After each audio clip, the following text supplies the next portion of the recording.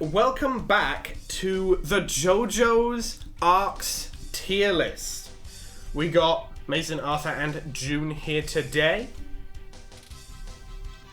Laughing is an acclamation of the soul. Sorry. Excellent.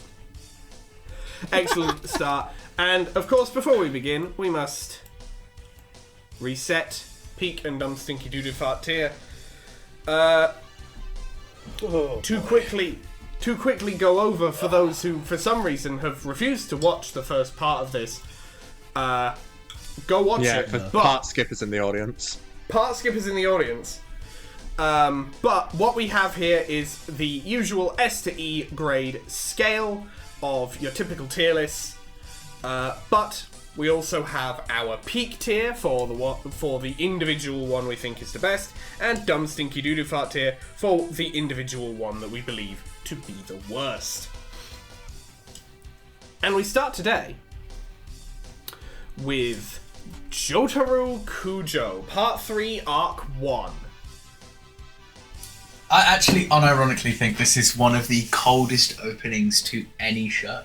Like, it's so solid. It is, and I the think OVA it is is definitely excellent introduction. Because it is effectively, you kind of, other than Joseph existing in the space, it is kind of a total fresh start for the series. In terms of what the premise is, what the powers are, what's going on, who are these people. So it does kind of have to do a good job as an opening. And I think I definitely agree with Arthur. It did a damn good job. I think it's incredible. I think like we're it. all in agreement here. Yeah, I like it. There is just the slight thing of, there's a couple of inconsistencies with how stands represented in this first arc, basically, and how they are in the rest of the series. Which, I personally am able to look past, but the whole when you watch it and you hear Joseph saying, yes, stands are also known as spirit hamon and they're connected to your breathing, and I'm like, no, they aren't. No, and then there's also the thing of Star Platinum being able to bring Jotaro stuff, even though it has a range of 2 meters. Nah, it was its own guy. He was bought. He has a range of 2 meters when he's working. Yeah. When he's he was off the clock at the time. Yeah, he was like, this was on the way. Nice. He hadn't been named yet. As we all know, when stands haven't been named yet, or when they haven't fully appeared yet, they can do whatever the fuck they want. Yeah, they're basically. Honestly, that is still the egg until he shot the bullet. Then they're limited to a specific thing. I mean, we'll get into it with Arc 2, but unironically, yes. That is. There's a lot of cases where the first time a stand is experienced, it's doing something that either is a very specific application of their ability that you have to sort of backwards justify, or something that makes no sense whatsoever. And I love that, but it also does piss me off sometimes. There's a lot of things in JoJo. JoJo really tests my line of what I consider a problem and what's not a problem to me. And it's going to be like a sine wave as we go through part 3. Well, I will say, where is the sine wave going to be starting then? I think this is it's starting at I like this. I think it's definitely the lowest it could possibly go is the absolute top of A, but I do think it's S tier. I think it's just also so solid. Where in S? I don't think it beats. I think bottom of S is fair. Because the thing is, we don't have any of the emotional build-up that we've had with all the other ones that are S. I think this one is S, not because it's a payoff like a lot of the other arcs are, where you're like, but because it is incredible. That was genuinely excellent set. On the concept of a cold open, it's so solid. Yeah. And also, I'm not sure if this is in the paneling. Oh yeah. The paneling as well, genuinely, it's one of my favourite things of this arc, is just... I don't know, it's all just really fucking solid. Araki... Yeah, the first arc in every JoJo part usually looks pretty damn good. Well, yeah, it's clear Araki spends a lot of time It makes a good first impression. Sure, I will say, I'm not sure if this is in the anime, but there's an amazing line in the Jojonium localization, which is what I read, where when Joseph meets Holly at the airport, he says, "Oh, my daughter's in trouble. Give me 24 hours and I'll cross the globe." That's a really funny line when you know the story. Yeah. I feel like that line is just the perfect amount of dramatic irony. Really, genuinely, when just like putting the rest of the context of Joseph 2 arcs from saying that sat on the plane as all of the fucking Tower of Grace stuff is happening around. Yeah, it's the kind of thing that you forget about when you're watching the series, but when you rewatch it, you're like, oh my god. Like I think I think jinxed Joseph this forgot big that time. he is Mr. I frequently get into plane accidents. Oh yeah, I mean, there's 4 in his lifetime, and half of them are in this part. That we know of. That we could have had more. We don't know what happened between parts 2 and 3. Maybe he got into a bunch more for unrelated reasons. My headcanon, this guy has like the worst reputation with planes. It is a wonder he's allowed on commercial airlines. I think He probably shouldn't. You know how people say like Star Platinum is like oh my god, laughing is an exclamation. What, like a representation of Jonathan? Yeah, Jonathan. I was like, I actually can't remember Jonathan's name. I was like a representation of Jonathan. But yeah. Hermit Purple has a hidden secret ability we haven't known. It's crashing planes because George was a pilot. Yes. And his soul cannot see another person fly. Of course. You know, I wonder if that's called. I wonder if that's covered in the George Joestar manga. Well, we know that the passion, which is that. Dio's Hermit Purple, is Jonathan's stand. So maybe if George had a stand, it would be the same. Yeah. I mean, now George would have the tower. Hermit Right? Purple is also kind of Hamon's stand, but like that's, yeah. Fucking Tower of Grey. Tower of Grey. Oh, We'll get there. to Tower of Grey. Get to Speaking that. of Star Platinum, I will say, for our first 2 stands of the series in Star Platinum, Yet Unnamed and Magician's Red, and that whole mini fight. Oh yeah, I think Abdul's awesome. I think it's a solid. Oh, definitely. I don't know why Joseph solid snaps intro his to fingers stand for Abdul battles. though. That's a little bit weird. Like, come on, you're friends. You don't need to treat him like that, man. Well, he's a weird little egotistical showman. And that's another thing. In Him the being a anime, weird Abdul quotes Aesop. He's like, the cold wind made the traveler plummet. Like, but in the journey, he just says, cold wind adds clothes, hot temperature removes them. I'm like, oh yes, very profound, Abdul. Incredible. Why do they call it oven? Cold on the clothes, hot off the clothes. I should have just said that to Jotaro, and Jotaro would have ran out of the prison cell in fear. I think if he said that to Jotaro, Star Platinum would have punched his own head off. Not like punch. I love the way you phrase that. Of just like, it's not punching Jotaro's head off. No, Star Platinum punches itself He in would the have grabbed the face. gun and shot So hard himself. it died. He would have pulled the gun out and shot himself, and Jotaro would have caught the bullet. I am precise enough to catch a speeding bullet. I will God, say as we're well, being something I noticed when I was watching the OVA for this one. Like, Holy in screw. terms of the actual OVA itself, the 2001, very solid adaptation. It was basically just a whole episode that was just the Jotaro Kujo episode. It worked well. There's one thing Why I know does about Joseph the OVA sound like is that there's William a lot Shatner? of pauses.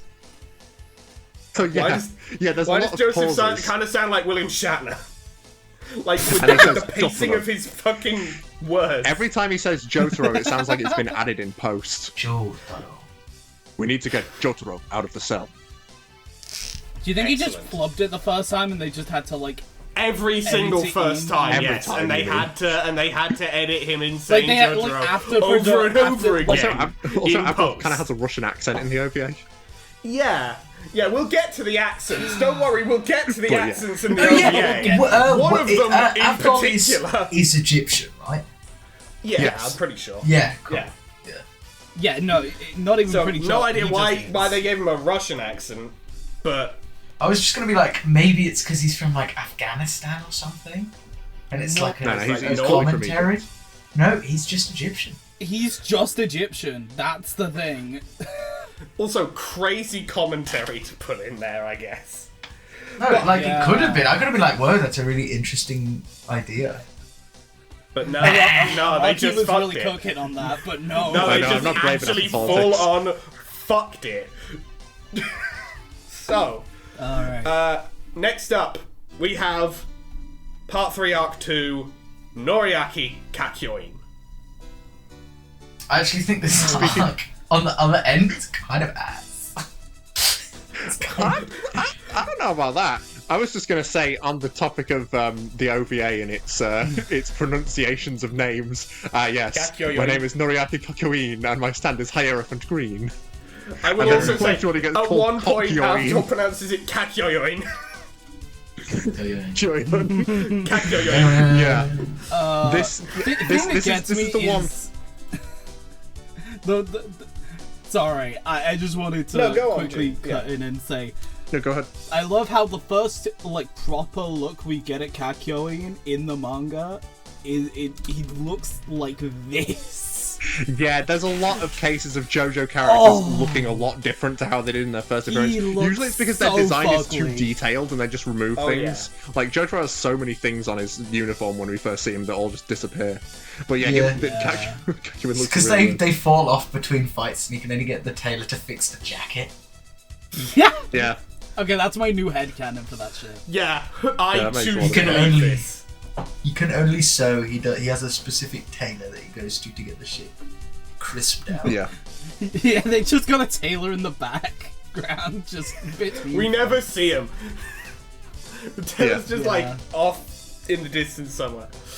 But Now, yeah.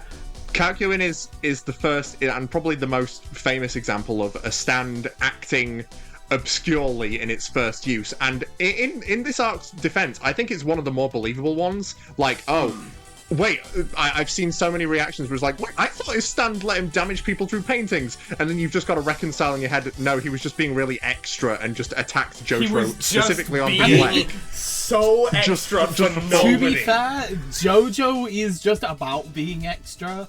Yeah, that's something. Yeah, you've like gotta it's just respect. a whole bunch of random bullshit. Like He was just farming aura for the camera, and you just gotta accept that. that was for himself. He did it for the love of the game. Literally, You no can't one tell was the there game except for real. him. Yeah. You can did it. tell. He does. Also, guys, did you know that no one can just deflect the Emerald Splash? Oh, here we go. Yeah, this is one of them. It's another one of these ones in JoJo's where like the solution to the thing is like, look, JoJo's is bullshit, and it gets peak bullshit in part 3, and we'll get into it more. But Absolutely. Jotaro might be the like worst character just ever. Like in JoJo's, like, do you know what I mean? Like as like an actual like, I don't like Giorno. As a main character, Jotaro sucks. He's cool, and I love him, but like, his solution to problems is always just, I'm going to beat you now. I'm going to hit you harder. I'm going to stop your thing, and I'm going to kill you. Genuinely, on several occasions, it's just...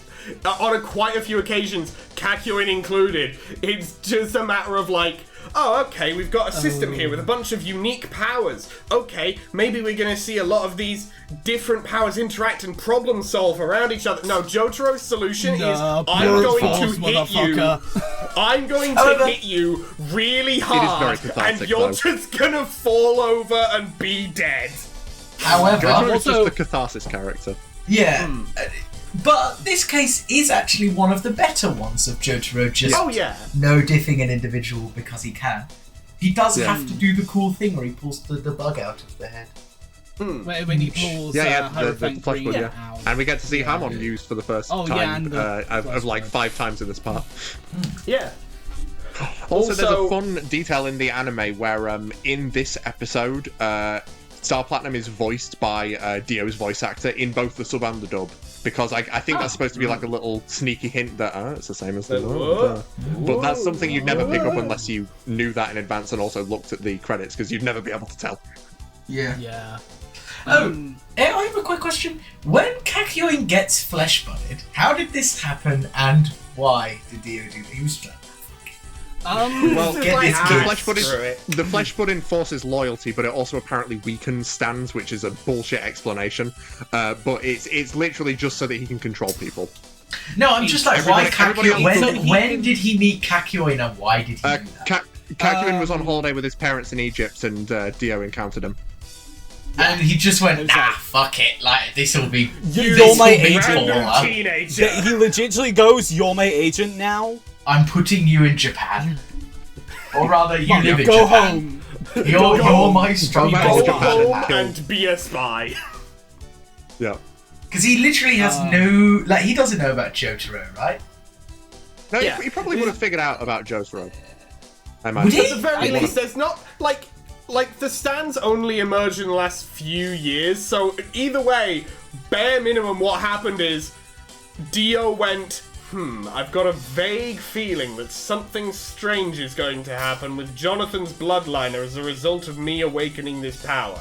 You, random teenage boy on holiday here from Japan, I'm going to control your brain. There's a lot of inconsistencies with the JoJo timeline, especially when Part 6 rolls around. It's just like an amusing contrivance. Stay there. I mean, it is just very funny. Another thing you have to accept about specifically Part 3. It's just funnier to imagine. It's like JoJo's random bullshit for funny. Yeah. Another thing that you have to accept about Part 3 is that if Dio actually wanted to win, he would have done so easily. But he is the most fuck it we ball character in the entire series. Absolutely, you are correct. Like, he just wants to fuck with them. He doesn't want to kill them. He just wants to fuck with them. He's prideful. He could go to Japan himself and kill them if he wanted to. But he doesn't. He's because he's about hype. He can't go into the sun. Think about that. I'm gonna send all my guys single file, and I'm gonna chill out here. And then when they get here, I'm gonna fuck with them, and then maybe I'll kill them. I don't know. I'm gonna do my funny stairs trick. I have been practicing it for weeks. Now that was off the dome. You know that shit he came. You know he was like, no way. No way. I'm right here, right. Cigarette trick. Real quick, it's like off topic of that conversation, but still on the topic of this. Araki did not need to give the school nurse and Holly all of that. Yeah, but that's one of those things where you have to remember that this is a shonen manga, and Araki knows his audience. It's a thing you'll notice throughout Part 3, and then you'll realize it. He does it. Well, we'll get to it. We'll get to it. Also, Araki knows his audience is the thing. Bouncing to the OVA. What the fuck did they do to Kakyoin? I love how he sounds like a tryhard. Particularly in this episode. He is a tryhard. What? He was painting and stats of This is not what I'm talking about. I'm not talking about how much of a tryhard he is. He's a tryhard in all forms. I'm talking the look. He's literally an edgelord teenager. What did they do to my boy's look? I don't even remember what he looks like. I'll have to. Like, for one, they gave him black hair, which is an odd choice. Oh yeah, because he's got black hair. They took away his stupid. They took away his stupid pink hair. Yeah, they took it. And also, you see how Kakyoin's earrings are like flying outwards in that panel? Yeah, they always sit like that. He looks like a Ben 10 character. Like that for some reason. He looks like he's from Ben 10. Can you post the image in specific that you're looking at so that I can put it on the screen? I like how that weakened you, Arthur. I could hear the weakness in your voice when you said that. He's from Ben 10. This guy is like I don't know how to explain it. It's just, it's so. This is what it is. Like, he's from Ben 10. You're not wrong. It's the Ben 10 version model. It looks like a PS2 model. Yeah. Probably from the resolution, but yeah. Yeah. But no, I don't mind this arc. I think it's good. It's like the first it's an alright real arc. fight. I don't know what the OVA did to my boy, but I like the arc. Yeah. It's good. It's solid. It's fine. Yeah. Okay. Okay. I would say it's a little less than fine because it's not quite as like. JoJo's is at its best when it's funny, and they tried to be like scary and serious here. Well, I think JoJo can be scary and serious. I just don't think that this fight really. I don't think it really. Yeah. It hadn't hit its stride. I think how scary and serious that doesn't really work in part 3 until Dio arrives. Yeah, the story is trying to like enforce how much of a threat Dio is by the fact that he's sending people after them already. However, I think the issue is I think they tried to hype Kakyoin up way too much all at once, and then Jotaro just beats him by, all of your fancy abilities? Nah, I'm just going to punch you really hard. Like he's just it really kind of deflates all of the tension. No, like you've got it. Like it's not exactly fair on Kakyoin because Jotaro is fundamentals guy. He's the guy who's played for 10,000 hours, knows all the frame data, knows how to perfect parry every opener, and just dog walks you. Normal people don't wake up picking and up get the game yesterday. God himself downloaded into their hands and just like it's not exactly fair. Dio became king of Egypt and the stand world by having that stand. Yeah. Jotaro has that. Like it's not fair. Yeah. He got like they were. He's not like he's no coughing baby. You know.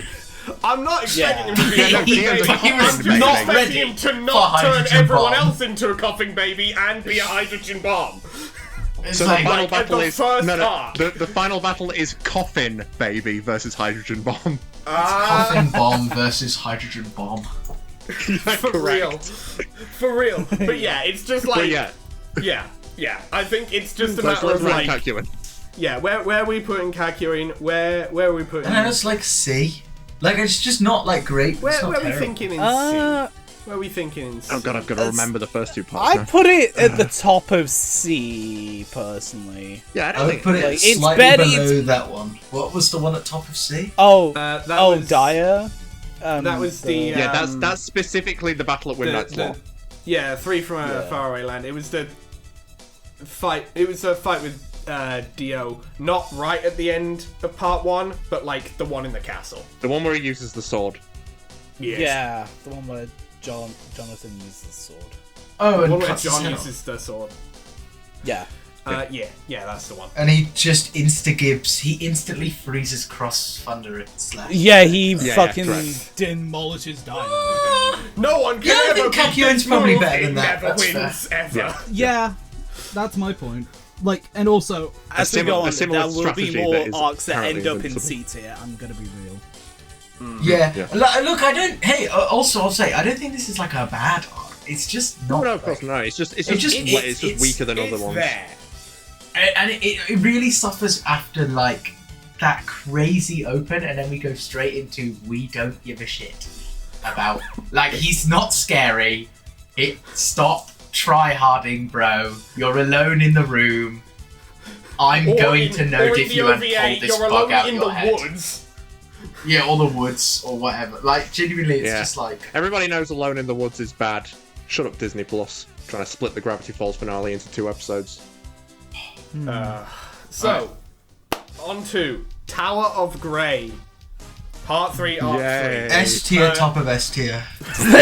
So, hey, wait, hang on a second. But the user got knocked out, but was still able to use his stand. That doesn't make any sense. No, don't worry about it. It's like Don't worry about it. It's like Notorious On Big. that specific note, in the anime, what Kakyoin does is he uses Atemi to incapacitate the old guy. But I don't think the people at Jojonium knew what that meant, so they just have. I wish I had a picture of it. It's literally the panel of Kakyoin karate chopping the guy, and he's like shouting, and in the speech bubble is just the Japanese symbol. Excellent. He just goes. Excellent. In Japanese. I will also say, this arc is also just an example. On a general point about the OVA, they did the classic, like, anime dub thing of we're keeping the Japanese honorifics in because we don't have anything else we can use to fill the lip flaps. Yostar-san. So it makes sense for Kakyoin too, because he's from Japan. You could literally say we don't want all of these guys to look like they're just smacking their fucking lips right at the end of every single sentence. It's actually super easy. You can just say Joestar, sir. Yeah. That's actually the easiest thing to come at. Fair enough. This arc is also an example of enemy just became an ally. Let's give them a fight to show that they're loyal. Yeah. And also that their ability can nerf, but whatever. No one can beat Tower of Green. Power of Green. So, like, that guy, he took a dive for the team. He was also an ally. He didn't know. He could beat Dio. That's canon. Okay, absolutely I'll say this about Tower of Grey. I think it being on a plane is an interesting setting for a fight. I think the stand itself being like a beetle instead of being like a punching ghost. Good to establish that these things can be, a whole bunch. Like of I know different we've things. established how in purple like stands can be other things, but I feel like Tower of Grey really like enforces that. Yeah, it means like they're not normally guys. And it does have a lasting impact on the part. Like, if we get into a fight on a plane, shit's gonna go down like this again. So let's just not go on planes and put innocent people in danger. Yeah. I think I don't know. It's the thing that just kind of falls off is that Tower of Grey as a stand, ability-wise, is just really fucking boring. Yeah, it doesn't really have an ability. Its ability is that it's a fast beetle. Who could beat that though? Who could beat that? It outsped Star Platinum. That's all I'm saying. It did. That scales past the world. Ergo, could defeat Dio. Power scaling. That is an acclamation of the soul. I'm gonna fucking say it now. I fucking hate JoJo's power scaling. It's just bull. It's like JoJo's be like Gungaga bullshit thrown at the wall, and it's like it's peak bullshit go as a series. It's stuff really that happens fun. in JoJo. Really fucking fun. When people try and like scale that shit, that's when it becomes fucking. I bet even the lots of people please, because shut it's up. like this franchise was not meant to be power scaled. Do you think you're meant to go and visuals? No. Do you think he gives a shit about how the laws of physics would interact? And aura, but like in a good way and not a fucking LARP way. Yeah. But anyway, yes. So this guy's S tier, yeah.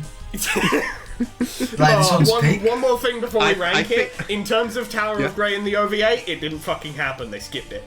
Yeah. What happened to like not even go down in the OVA? Because I know the plane crashes, but what caused it in the OVA?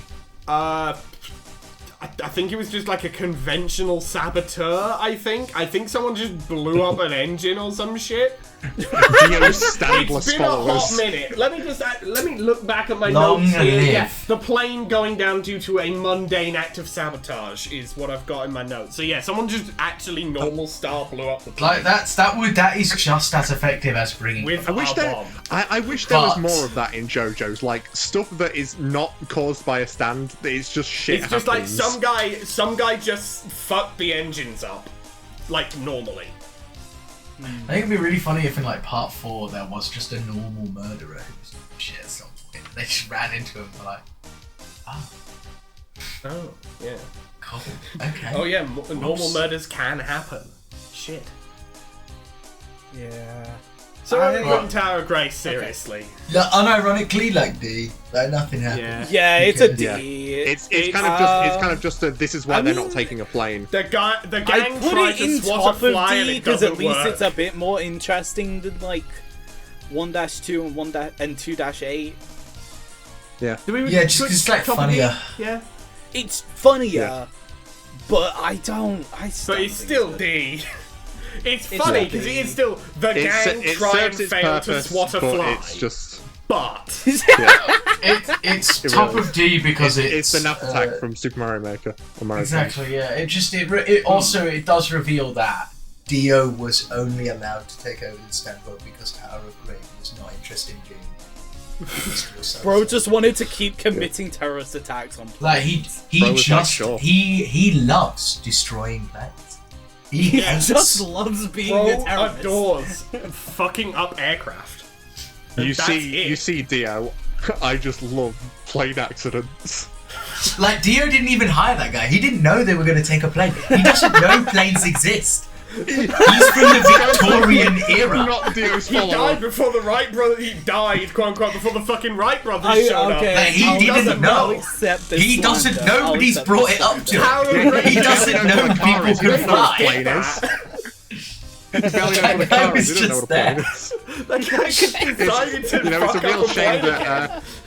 It's a real shame that Tower of Grey died in 1988 because now we don't know who's responsible for what happened a couple years later. Oh, real. It was the sun. Tower of Grey. Tower of Tower of Green. Who's Tower of Green? Of course, yeah. Tower of It was Green. him and Noriaki Kakyoin's egg son.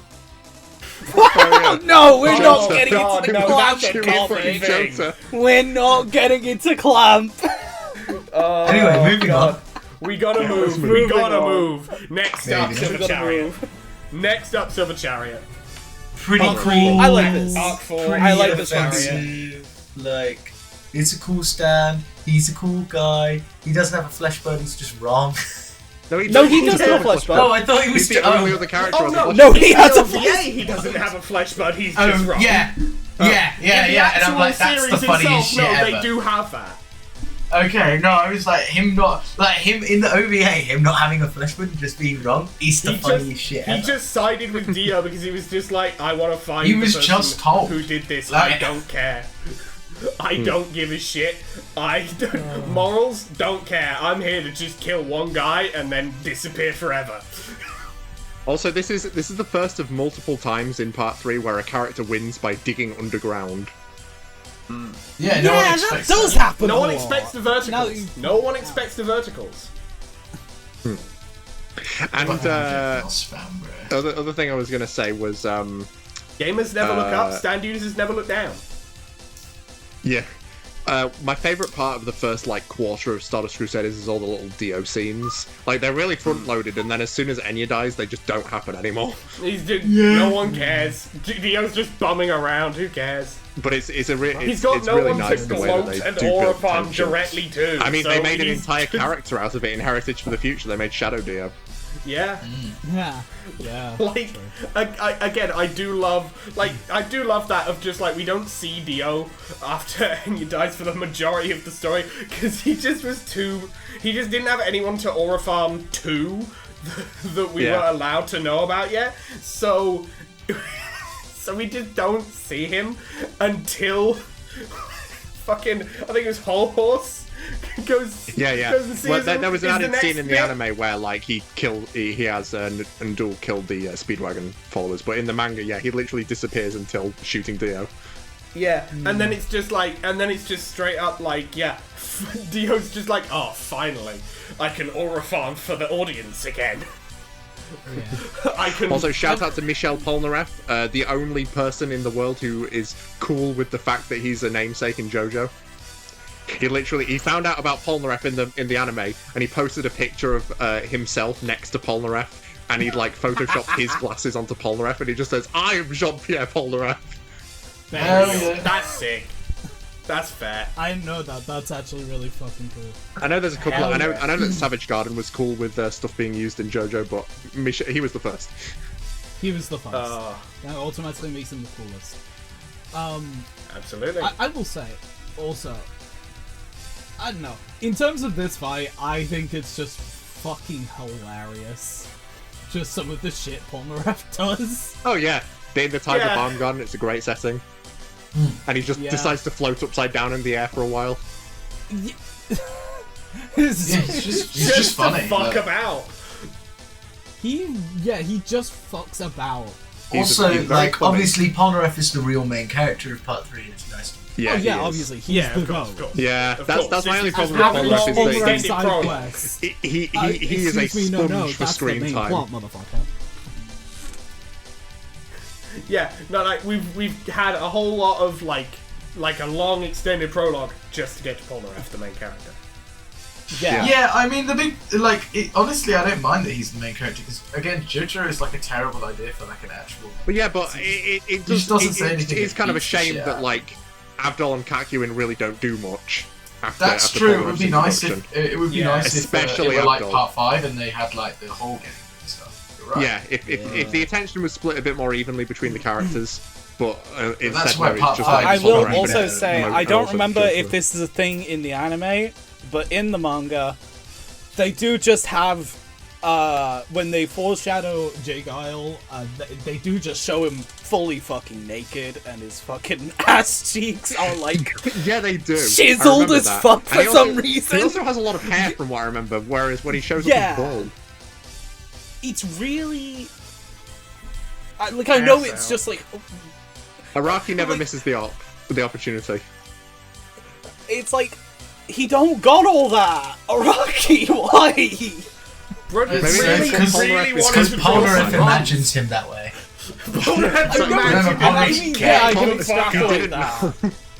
Polnareff is like, this guy's gay and attractive. This motherfucker has to be double cheeked up. I can't imagine any other scenario. He's also definitely naked right now, guys. Like, this is just gonna be a running bit through this video of me going, why did Araki draw every character so fucking caked? I mean, like, I know it's part get to 3, and like, yeah, we'll get to that, but we'll. for now, Yeah. Only other thing I've got to say about Polnareff and Chariot from the OVA is one, I do like the sort of gold lining, gold accents that they give Silver Chariot in the OVA. But also, oh my god, his voice in the dub is just Savior Renegade Angel. I can't. I'm Polnareff. Jean-Pierre Polnareff. Oh my god, in the 93 Kakyoin! in the 93 OVA. Yeah. What kind of twisted is that? Like, that's a thing I noticed as well. That there seems to have been, like, going through the plot of Part 3, somehow there seems to have been a linear decline in the voice acting quality throughout the part, which would make sense if you didn't know that the second one half of it came out 7 first, years. which means they started off at like a 1, they started off at like a 50% in quality, then went down to like a 20, and then they did the 2000 OVA and started at an 80% and went down to 50. 7 years is a long time to recover your voice. right? And Where are apparently it we? didn't Where are help we all that ranking much. this thing? Right, I think it's a good Chariot. arc. I don't think it's as good as the beginning, but I like It's it. like I'd like solid middle of B. I was Yeah. gonna say maybe an A, but like if you guys I'd wanna- call it like anywhere from low A to like It's a high worse than high that B. Cars fight. I like it more than AC/DC. So, Can we like- put it between Speedwagon and AC/DC? Up here? Yeah. Really? You like it more than ACD? Really? Yeah, I think I'm not a fan to of the even it AC/DC out, fight, really. I think to even it I mean, out, I we'd don't be like putting it AC/DC sorta- fight, but that's for squeamish reasons. How's I think that here fight's look? awesome. How's here look for everybody? I mean, Yeah, I'm sure. just weird about nails, so that's why I don't like that Yeah, no, fight. I fully agree. I just don't particularly Yeah. care for the fight as it is. But to be fair, this fight is also a bit of a fuck you fest. Yeah. I like this. I do like how Jotaro wins again by just being like, I'm the fastest. Jojo's not in this fight. He's not Is in he the not? fight. I thought it was Jojo. No, it was just it's Abdol Abdol. versus Polnareff. Jotaro, it's Kakyoin, and Abdol. Joseph literally stand on the sidelines. This is the most egregious case of the characters just standing around while two other people fight. They're just. I thought we just got literally no diff yeah, again. let them get their licks in. Let them get their licks in. will They'll say, hug it out I later. How does the it's fight just actually Polnareff. go then? After. Polnareff insults Abdol's ability as a fortune teller, so they fight in single combat. Abdol uses his fire, but Polnareff can cut through it. Then Abdol just wins. Then He's Abdol just more uses fire, more I guess. He just buries like one of his crossflame things. Yeah, crossfire underground, hurricanes. And And then he just, says like, to Polnareff, "You use this dagger to kill yourself." Oh yeah, and then he. Put Wait, yourself now out that in the middle fight's of your peak, face. actually. It's Hold on on. fire. Swing Yeah. that up way further. I was gonna No. say, I'm telling you, it's A tier. No, that one's hilarious, actually. It's will hilarious, say- but it just God. I It will sucks, say, but, like, it's I funny. do like That's what I'm Polnareff doing saying. the, Thank you, I'm Martha. going to do the, check it out, my stand has a second phase, armor off, and then it's just like, yeah, I'm not gonna use this. Yeah, he like Most never of- uses it in- again. he almost- He Except really in- goes, except I in am Emperor, John but then he never Polnareff's uses it phase again. 2. My attack is now 999. My defense is My now defense is now 999. nothing. My My defense speed is is now now 999. fucking nothing. Polnareff's defense dropped to 0. Oh, but yeah, I do like that he just has a phase 2 and he just doesn't fucking use it. You don't need it. You don't need it. He doesn't need it. He's You don't John need Yes that guy. Polnareff. He is the Yeah, main he is. character. Abdol was of the only JoJo's man Bizarre he needed to Adventure pull it Part out 3. against. Yeah. I actually completely just remember that all happening, and then the fight ending with just Jotaro hitting. Like, I remember, that doesn't like- even happen. You're just fully I mean, making. I don't blame you, I'm not honestly, gonna lie. most You're fights in fully the just parts making where No, I like just like I have that fight in my head. Yeah, that happens, and then Jotaro. It ends with Jotaro just being like, "Ah, shut the fuck up." You just Beat shit imagine it out of him. ending would make with sense. Jotaro just going, "Oh, I mean, fuck the okay. single combat. Let me at him," and then he wins in one fucking rush. To be fair, I think you might be confusing it with when Jotaro rips out the flesh bud. That's why you think Jotaro's Oh, involved. maybe, yeah. Yeah, that'll be probably then they can a be part of it. buddies. That'll be probably it. Pulls out the Also- big bug. Let's not forget, this is the origin of one of the most iconic fucking JoJo images. Yeah, the handshake thing. No, that's later. Oh. No. Are you talking about the one where like Polnareff is like spinning 180? Oh my god, yeah. Yep. I'm telling you, I fucking love this arc. Where is he stood? What is going on in this? Okay, so in the anime, he stood on the love his pole, face. but like Yeah, in for the the anime, they manga, he's contextualize just it. doing this shit. He's just fucking. I would argue that contorting this is himself. one of the first true JoJo poses. Oh, I will yeah, also Yeah. point out, I love his That isn't face on, like, here a looking chapter cover so or a volume cover. completely nothing. His No, expression it's here to just represent being how his complete flat. heart has been turned to turmoil by the cruel fate of his sister. Yeah. Incredible. Nah, he mad as hell, bro. He knows Jotaro's gonna one-shot. He knows he's about He to read the fucking next one page, tap bro. by Jotaro. He knows what's going to happen. He knows what's going to happen when he picks up that second sword. Oh, we'll get to that. We'll get to that second. We'll get to I that can't wait. because I I've can't got a wait for funny any of little this. fact about that one, and we'll get there. We'll see when we get there. We'll get there. So, let's next move up. on to the next arc. Dark I Blue think we can Moon. summarize this one quick. Oh, Dark fish. Blue Blue Moon. Everybody's It's not favorite. in the OVA. I like the Nope. cigarette tricks. Like, solid Yeah, the cigarette D tier. trick got me, to be honest. The cigarette trick's good, but Oh, then yeah, like, the rest yeah. of the fight is just I don't know. I don't care for it. It's The once rest of again it another is fuck you I win certainly fight. Praise there. be to Starfinger. Praise be. Long live Star Platinum one-shotting everyone ever. Also, again, it's an example. He's fundamentals guy. Blue Moon is the only motherfucker that made him drop the fundamentals and use a special. He doesn't do that Yeah. against Dio. He couldn't Yeah, beat he never used the Starfinger bug. against Dio. He could beat Blue Moon. Yeah. So this scales so far. Tower of This guy Green, has scales. Blue Moon, Tower Dio. of Green, Dark Blue Moon. Dio. Also, regular blue moon with an orange slice in it. Does anybody have any orange slices?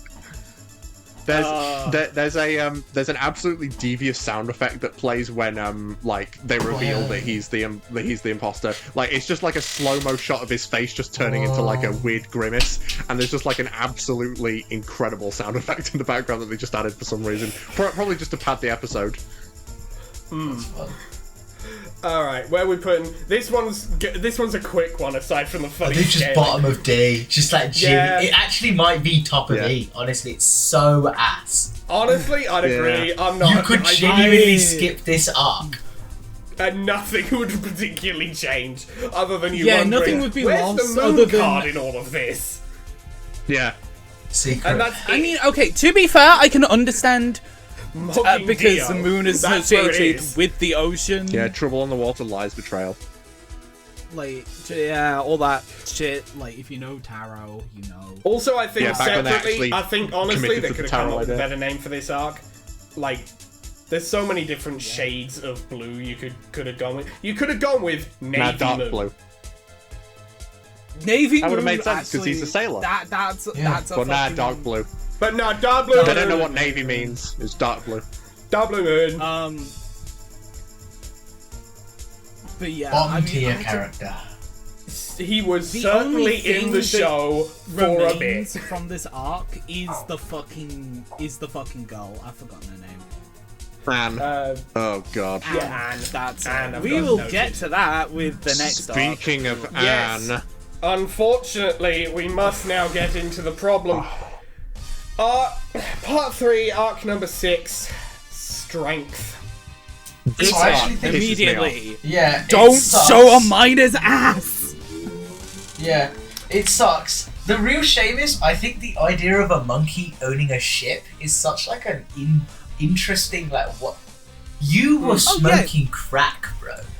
You went, Yeah, I know okay. my next Literally, arc. Monkey, if it weren't for the giant one boat. thing, this would be at least Well, two no, full no, no, no. tiers See- higher, I think. The other problem I have with this arc is that I think it robs Iggy's introduction of the reveal that animals can have stands. I think that this stand should have been wielded by the other Speedwagon sailors. I think it should have been a shared stand, like in Part 7. I know that was only introduced in Part 7, but I think it should have been a shared stand by the other Speedwagon officers. They were all traitors. The phrase strength in numbers may come to mind, and then they should have saved the reveal of animals having stands for Iggy's introduction, because when Iggy's introduced, you're like, oh, he has a stand. But if you didn't know that animals could have stands, you'd be like, wait, can animals have stands? And that would leave the only animal stand users in Part 3 as Iggy and Pet Shop, which makes their fight cooler, but instead, no, there's just this monkey as well. There's just funny monkey. And also, Araki really was like, I just want to draw a monkey fucking smoking. Give and me looking a at funny monkey with a pipe in And a also- uniform. Wait, also, wait. Preying on a is- fucking miner! I fucking hate this. Yeah, it's bad. Yeah. Is There's a this reason a it's fight there. that ends with Jotaro just killing? Yeah, it's Yes. just Starfinger yes. and then Glory to the agenda, glory. He throws a button onto the ground to distract the monkey, and then pokes it with Starfinger and just wins. I will say, Yeah. in the OVA, they do it pretty good, because in the OVA, the entire Silver Chariot You needed arc Starfinger takes to place beat him. aboard strength. The entire Silver Chariot I think they arc should have takes just place conflated aboard Dark Blue Moon and strength. Strength. And then, while yes, Starfinger does knock the fucking funny monkey off balance, it's actually Silver Chariot that beats him. Polnareff gets the win in the OVA. And Whereas in that the also anime, it gets means saved for another OVA one. Polnareff scales way higher than strength, because he beat the funny monkey while he was also on death's door immediately after having fought Avdol. That's makes kind of sense. good. So OVA Okay. Polnareff is stronger than Avdol and strength Right, combined. current scaling tier list. Tara Green, Tara Green. Dark Normal Blue Moon. No, probably I'd say OVA Polnareff. We've got like a OVA side Polnareff. tier list going on. Probably scales above. No, he was getting beat actually. No, but we don't know. OVA never saw it, so we're unknown. These are kind of Unknown difficult. We have to do possible some matchup. more dissecting. This Further might be a research high diff required. matchup. with between normal Blue Moon with an orange OVA. slice in it and OVA Polnareff. And then we've got Strength, and then Dio. And then we got Strength and then Dio. Because it must be a really powerful stand. It's manifested as a full object. That means it must be stronger than Dio. Yeah, that's kind of like the overarching purpose of this arc, besides showing that animals can have stands. It's also that some stands are observable. But, like, as I say, they should have just conflated this with Dark Blue Moon and had, like, everyone be an enemy. Because then it shows, like, oh, man, we really can't trust anyone, can we, huh? Yeah. Especially since really every single person who's ever worked for the Speedwagon Foundation gets fucking murdered until Dio. They die anyway. Either murdered, or they are a traitor and then they are murdered. Yeah. Let's move swiftly on. Yeah, let's go on Part to much 3, better Arc 7, The Devil. It's me, the devil. It's me, the Is this devil. the one where he hides under the bed? Yeah, well, this he one where gets trapped under the tied. bed. He gets tied to the bottom of the bed and all that shit. Now, Okay. something that I find odd is that I think you're able to see through the eyes of your stand. I know that the user of the devil is. Why can't Polnareff? Because he's trapped under the bed, Sylvie Chariot's on top of the bed, but they bring up the fact that you can see through the eyes of the stand, but it's like a very sort of hit and miss Polnareff might just not know that. thing. It possibly. Polnareff I would just think might that not he would want be to. so I trained think with it. That's the reason why he's the main character. He starts off nerfed and has to beat all of these enemies like nerfed, and then he grows stronger, and then he can beat normal Blue Moon with an orange slice in it. Yeah. This makes sense. Okay, that's the point of part 3. To beat Once normal again, Blue Moon with an orange this slice in it. is you know our enemy became an ally. Let's have him demonstrate his skills against a worse enemy. And Yeah. as far as worse enemies go, yeah, Devil's pretty bad. I will say, As a stand, Yeah, like as an arc, Inherited- it's whatever, and there's a really well animated sequence in the anime. But as a stand, it's like, oh, you have to attack him first, and then he can fight. I mean, in Heritage for the Future, one of the, like, I think the first he's a puppet puppet character character. that we know Yeah. of. The first, the first. That's his mark on the world, creating puppet characters. Creating puppet characters. Yeah. Arthur, we've heard your thoughts on that... Zoners. What are your thoughts on puppet characters? Yeah, what's your thoughts on Jacko? Like, I don't think I've ever seen a competent player play a puppet. Like, they must To be exist. fair, they are inherently difficult. They must exist, but every time I've ever played against anyone who's been on a puppet character, I've just been like, it's just been Jotaro, I'm going to kill you now. You're doing some bullshit. Get killed. No, legit. That's just like me for real. Like I was playing Guilty Gear like last week or like 2 weeks ago, and I went up against a Jacko, and they didn't even use the fucking puppet. Like, do you know what I mean? Like, honestly, you're better off because just lock in and be like fundamentals guy. Legitimate. Yeah. Fight Solve as- fundamentals guy. Yeah. I think getting back to Ebony Devil. Yes. Back to the devil from the Bible. I think the puppet design is cool. Like when it's possessed, but like I don't. But the actual stand itself looks kind of boring. Well, you see it for like one panel and then it's gone. Yeah, you see it for a couple panels actually, if you look closely. Ah, okay. But I don't know. Yeah, it's just kind of an arc that happens, this one. It's an arc. It exists. It sure is there. Where shall it go? It's like honestly, it's like a D tier. It's such a do nothing fucking. Where in D are we thinking here? I don't think it's going above. I don't think it's going above Yeah, Tower between of 3 Mod, and but 1, you know, There's Between 2 and 1, 2. no one can beat 3. up here. Is there a Yeah, little- that's perfect. Excellent. Oh. Moving How on. many? Let's get to How many arcs are there, by the way? There's 28. We're on number 8 now as we start with part 3. I'm going to quickly Temperance. go start reheating some food in the background so I can eat, because I haven't. Yeah. That's fair enough. Okay. In the meantime, let's start Speaking our of eating, discussion Yellow of Temperance. Yellow Temperance. Oh, yeah. This is funny, but like one of those arcs where like nothing happens. Well, I like the whole sequence with Joseph using Hermit Purple on the TV, and I especially like the ending where Dio like sees them and destroys the TV. Yeah. Yeah, that's What that's really that's gets fun. me is the fucking Godfather and fucking Doraemon appearances. Yeah. The stand itself, Yellow Temperance, is kind of a broken stand. Yeah, the sequence. Like, not of, only like, does it let you disguise fully as other people, but you like can't attack it. Yeah. Like, it's like all of the stuff regarding it,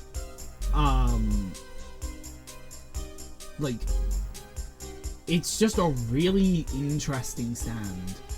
And then Jotaro's all over it and just Yeah. really hard.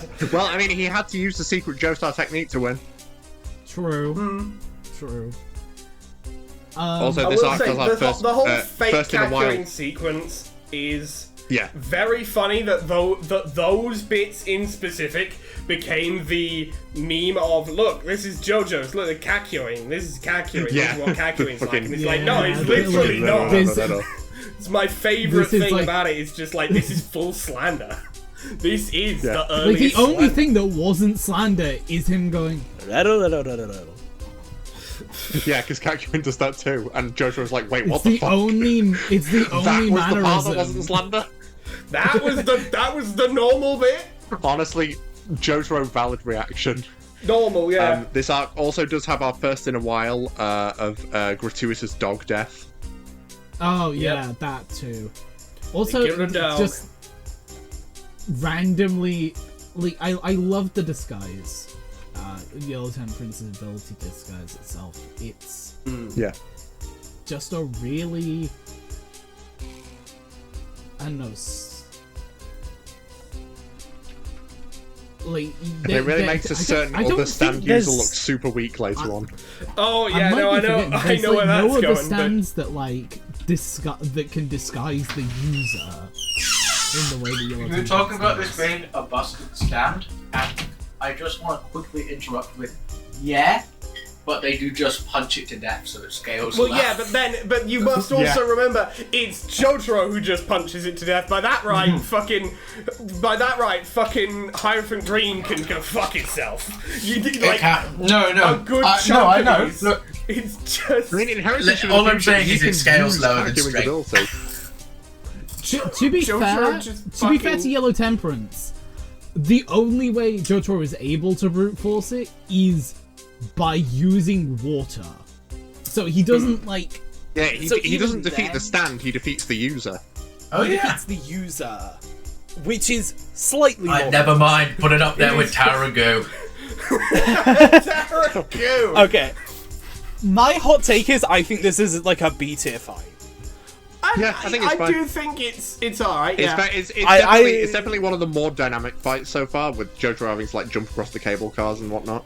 Oh, actually, you're right. That scene is quite cool. Bottom a bit. Yeah, whereabouts were you thinking? I put him mid B. Put him mid B between like 2.3 and 2.12.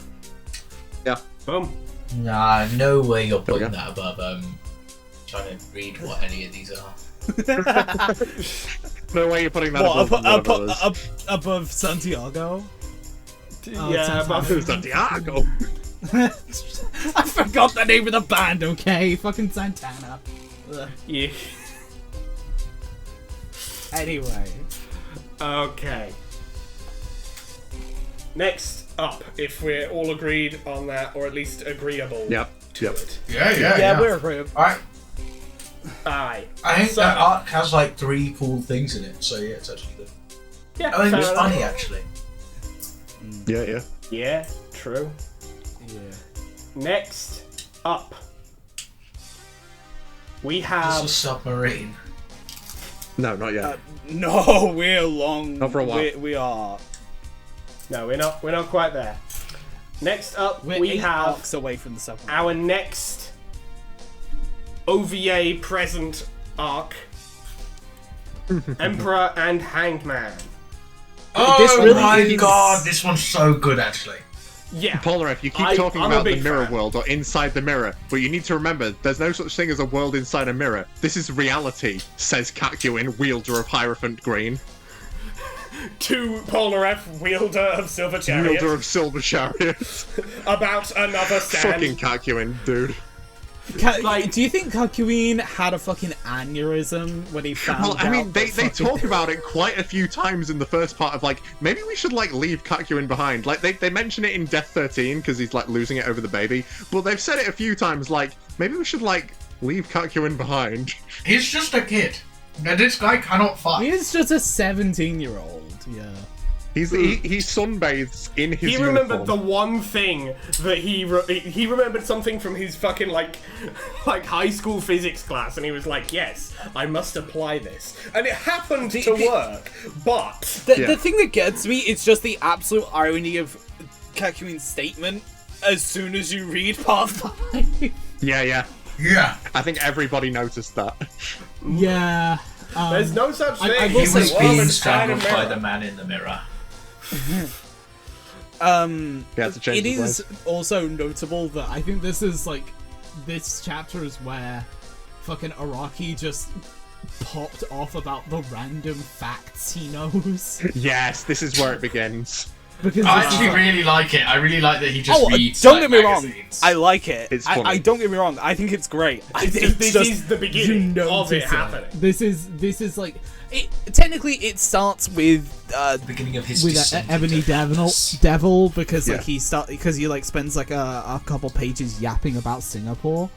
But like, I feel like in terms of like random bizarre facts, I think like the pig toilet. The pig toilet. Yeah, he wants to make the journey feel a bit more like of a journey instead of them just being in places and fighting guys, which I can respect. Yeah. So you do get a little bit of Araki scrapbooking. Although he is a little bit racist I'm sometimes.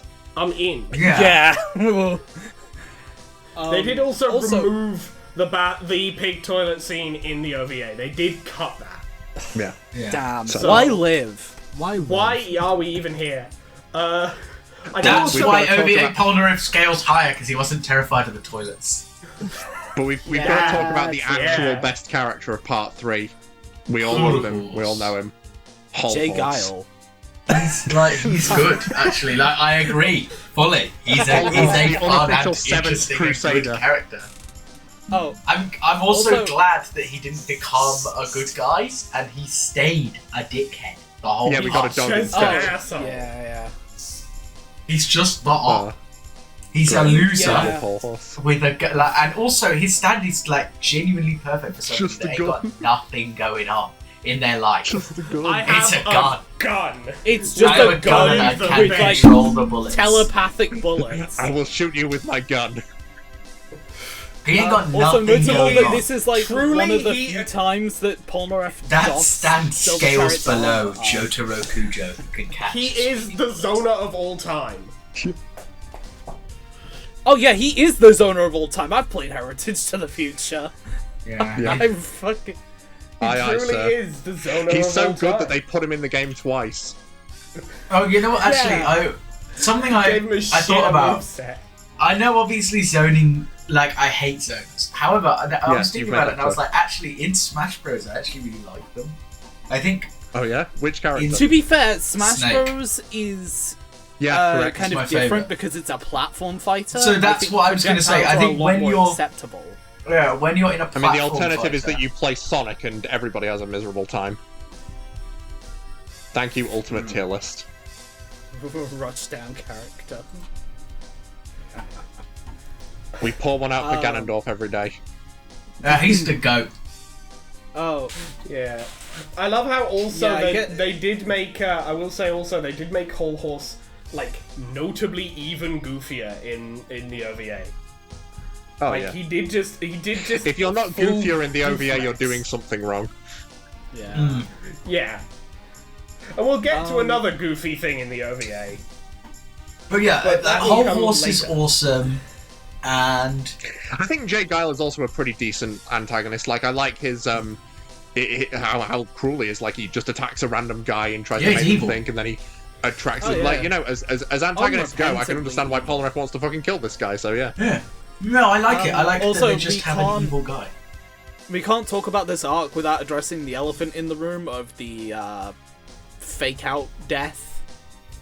Oh yeah. Of Avdol. Of Avdol. Yeah. This is the thing.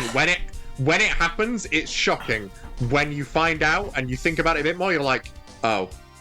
Oh, this is like the epitome of exactly what Arthur has talked about with like characters just not dying. This is the example. So, what I will say is I really like Avdol, and I'm glad we got to see more of him, because him dying there would have made him a shit character. Yeah, agreed. However, fake out deaths do inherently have that problem. Like I've mentioned many, many more times. He could have just been like shot the leg. Yeah. Like the real problem I have taken out of story. The real problem I have with Avdol's death is when you learn the reason why he had a fake out death. Via submarine. Well, no, I'm talking about the out of manga reason. Oh, because he was too powerful? Well, no, because he was unpopular. From what I really? understand. Yeah, he was shit. unpopular. So I think Araki's editor convinced him to take him out the story. If I'm remembering the story correctly. Oh damn! I didn't know that. Araki's editor. Someone did a whole video about why Avdol's presence in Stardust Crusaders is so. Like, why there's just a massive, like... Yeah, I mean, in the Jojo, in the like, author's notes at the end, he talks about, like, Avdol's stand is, like, really powerful. I think that's his, like, retroactive attempt to justify it as, like, Avdol's stand is really powerful. And if you look at most of the stand users they face when Avdol isn't around, he could easily defeat them. Like, he could easily defeat fucking Wheel of Fortune. In the OVA, he defeats Justice, which I think is a better ending to that arc, personally, even though it does end with a Star Suck, but we'll get there. Avdol is very powerful. But I seem to remember someone did an entire video on like Avdol's like disappearance from the plot and like the reasons behind it, and I can't fucking remember what the video's called. But like he was unpopular with Japanese audiences. I remember that distinctly. That sucks. And then when Araki brought him back, he tried to change his character. Avdol is a bit different. It doesn't work. And he hardly appears after that either. He's in barely any fights either. Like, and then he dies first again. Yeah. Yes, however, that death is quite cathartic. Cathartic, rather. That is quite like it does. Quite if it had not been for the fake out death, that death would have landed a lot better. And if he hadn't come back, his first death would have had a more impact. It's just kind of a lose-lose situation.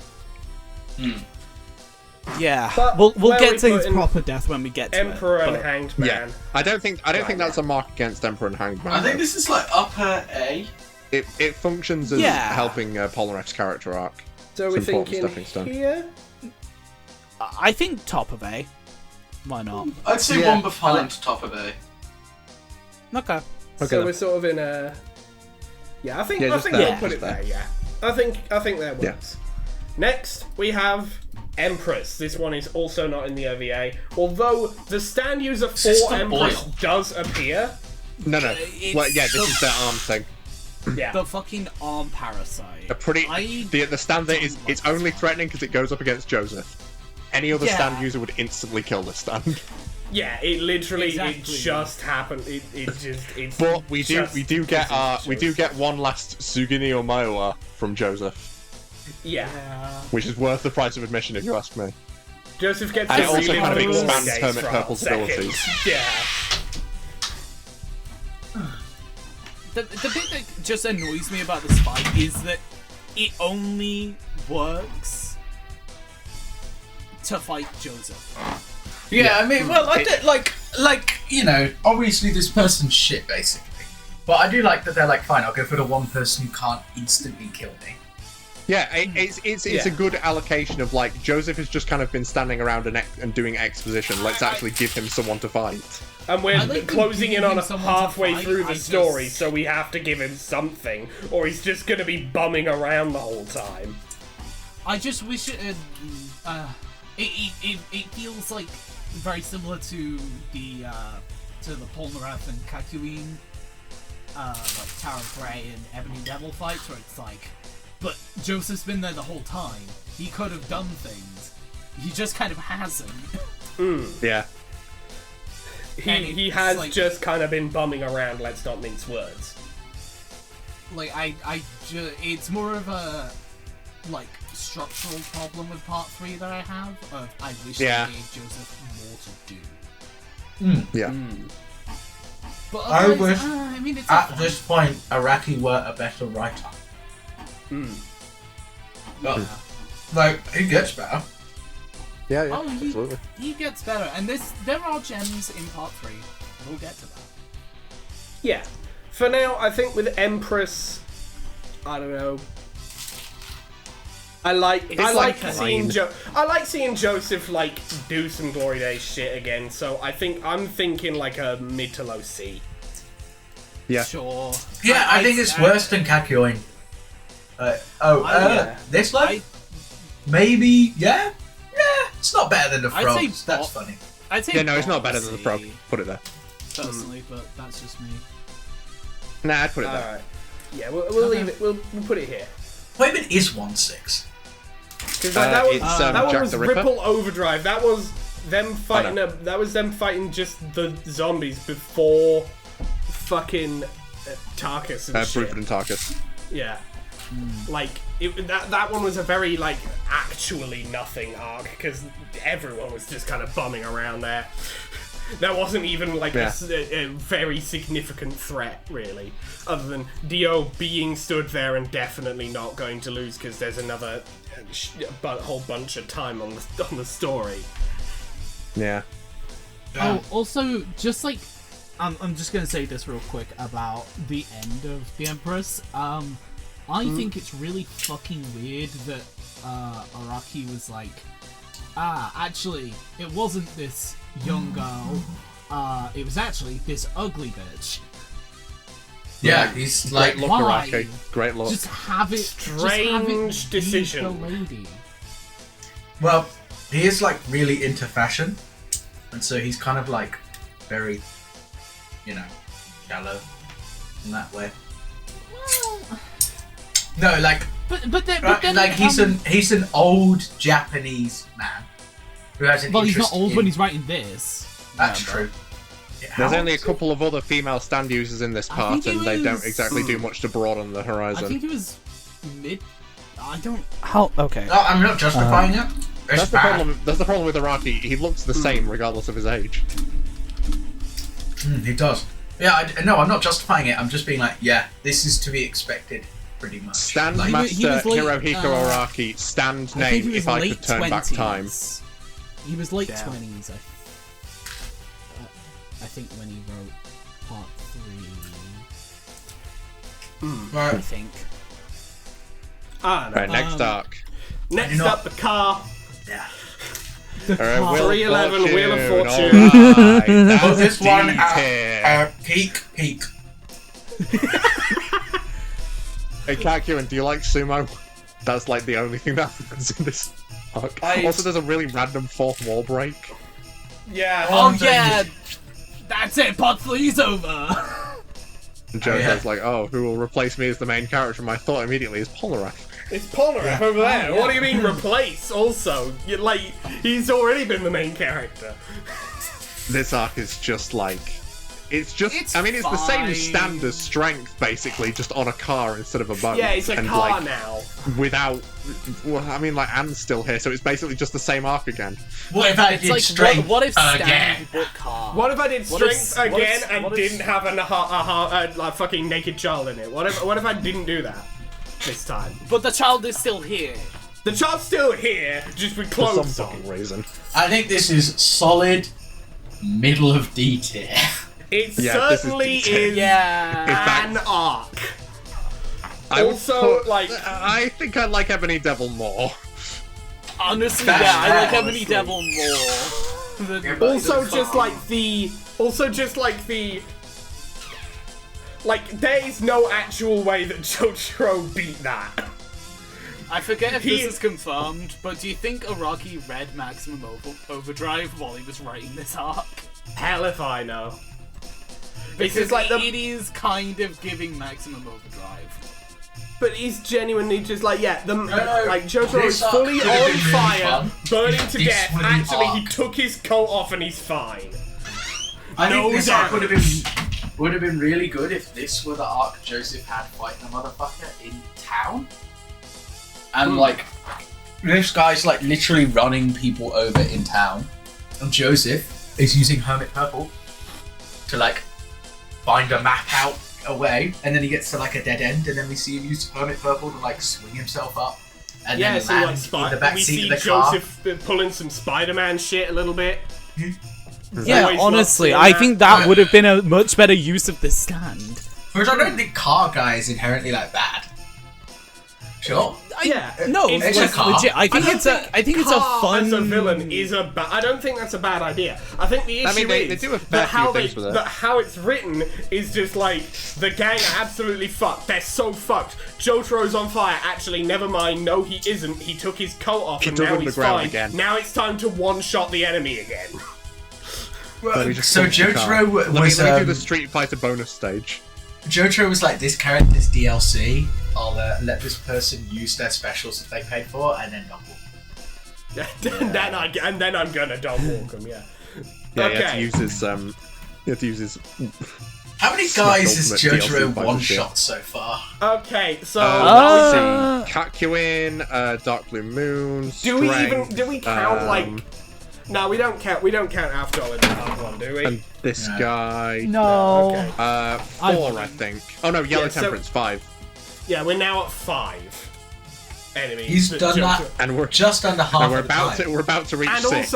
also, let's don't mince words. We are now. That is 11 arcs. He's done it just under half the time, and all of the other times, bar the first arc, he has not even been a combatant in the fight. Yeah, he's that motherfucker. The He's only him. time he has not one-shotted an enemy and has been in the fight is during the arc named after him against Avdol. Does he not one shot that guy? Like they actually do be tussling. Yeah, the He respect. takes any actual damage, I'll say that. He is Right, then. legitimately pushed a bit. Next up, we have 312, Justice. Now, what's really interesting about this arc to me is that Jotaro actually doesn't appear in it. Instead, he's replaced by Jotaro Kujo.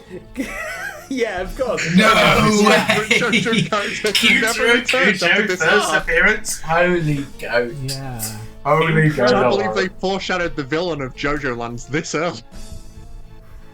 I believe Jotaro Kujo is here.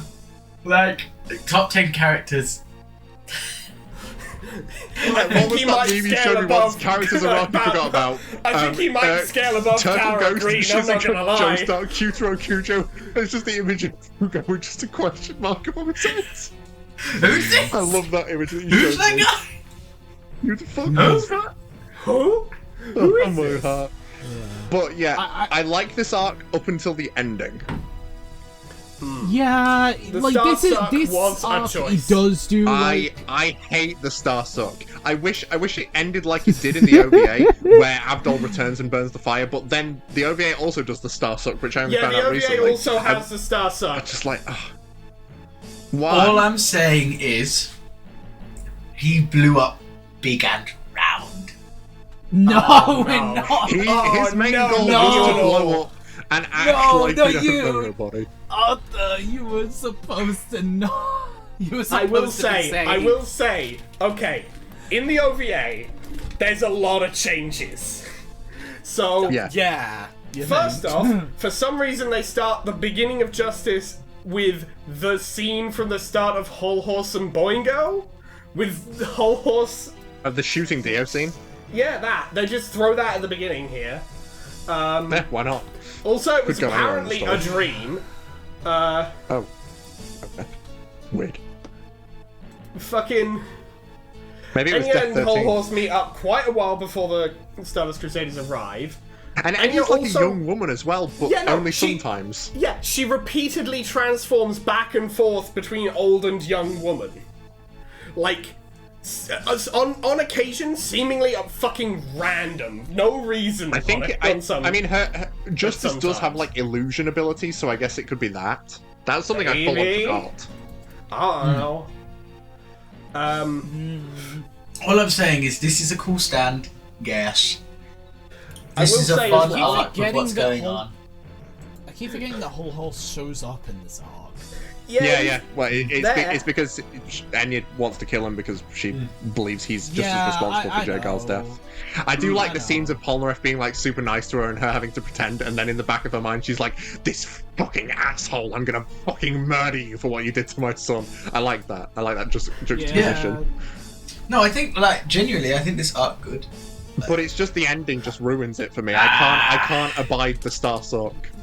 Well, it's more interesting in him just punching her. Well, no, but it's like the dictionary definition of an asshole. Just like, I don't know, someone else doing something? Nah, he was smoking really good earlier. Not true. Anyway, yeah, that's the foreshadowing. Jojo smokes. That's the foreshadowing. At one point in the OVA, Jotaro, he's so good at smoking. A little known also in the fact OVA, about Star JoJo Platinum does world, ballet to beat a bunch of guys. In the OVA as well, there's a scene... the world of JoJo. Smoking has the inverse effect, where it actually it improves your lung capacity. It makes you a stand user, because as we know, stand users have a vein on their nose that pop up when they smell smoke. I was also in the OVA, like, you know the scene where Jotaro is talking to Enya, and there's the fucking the Kyutaro scene.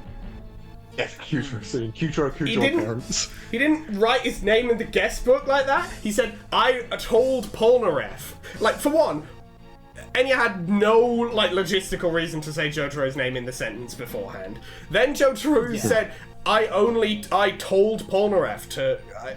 I told everyone to only refer to me by Kyutaro. I didn't write it down anywhere, but I told them to only refer to them as Kyutaro. And then for some reason, Enya immediately breaks down and like, yeah, so you figured it out, when she could have obviously just said, well, if he said your name was Jotaro, he clearly beefed it, didn't he? Yeah, I feel like that could have been set up a bit better, but it is a cool, like, little tactic. He clearly... Well, that's the thing. It's just a matter of, also, if he's written it in the guest book, it works. If he's relying entirely on Polnareff to say it correctly, when in this exact arc in the OVA, they also say the only reason they didn't tell him Avdol was alive was because he would blab and say something to the wrong person, which separately also, to whom Avdol just died last week. And you haven't met anyone else yet. When Jotaro shows the guest book, him and Kakyoin definitely went for it. Joseph and Polnareff didn't. Joseph just spelled his name differently, and Polnareff just put initials. But yeah, I will say, also, Justice looks fucking sick in the OVA. Look. I just wish it was defeated differently. It's a sick stand, it's an amazing stand. I just wish that it wasn't defeated by the Star Sock. Yeah, I think he could just do that. I do think, though, that they really they did do a great job of turning that sort of mid-game boss into the grand finale. Yeah, Enya has a lot of like stage presence. They did it good.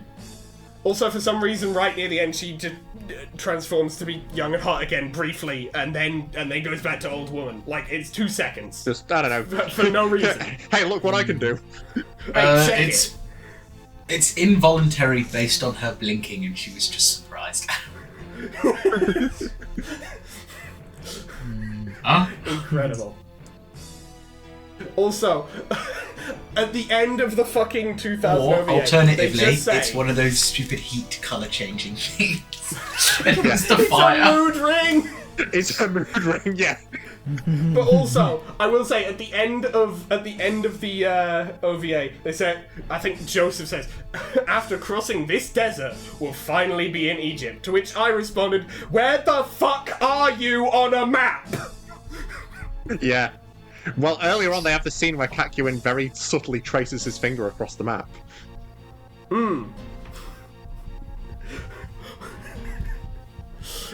Incredible. So where are we putting Justice? I'm not allowing it in A tier. The star suck too bad? S tier it is. S tier it is. Work around, Arthur. S tier it is. You have defeated me, Arthur. I think genuinely it's bottom of S. Like, it's really good. S tier it is. I like it. Can we put it top of A instead? Can we put it top of A? I know I just said it can't go in A, but can we put it top of A? Sorry, it's S tier. No, I will accept top of A because there are better things in it. Yeah. And yes, that is stupid, but also, like, JoJo's, let's be real, JoJo's sucks. I know, man. If you actually want something that's well written, like, JoJo's is ass. In terms of, like, this one is the one the that I think of when I think of ass pulls. Let's not mince words. I think of him just happening the show. I genuinely, the ass pull ever is him just being like, nah, I can stop time too. Well, yeah, that too, but like It's that like, one. when That did you? story. Excuse me, bro. We are That's an not ass there pull that yet. makes the story more interesting. But we'll get to that. Yeah. It is first. Before that, it is time for lovers. Oh. S tier. Did you know that you can shrink I your love stand? this arc. I love this arc. Yeah, you can This arc sucks. Please explain, Arthur.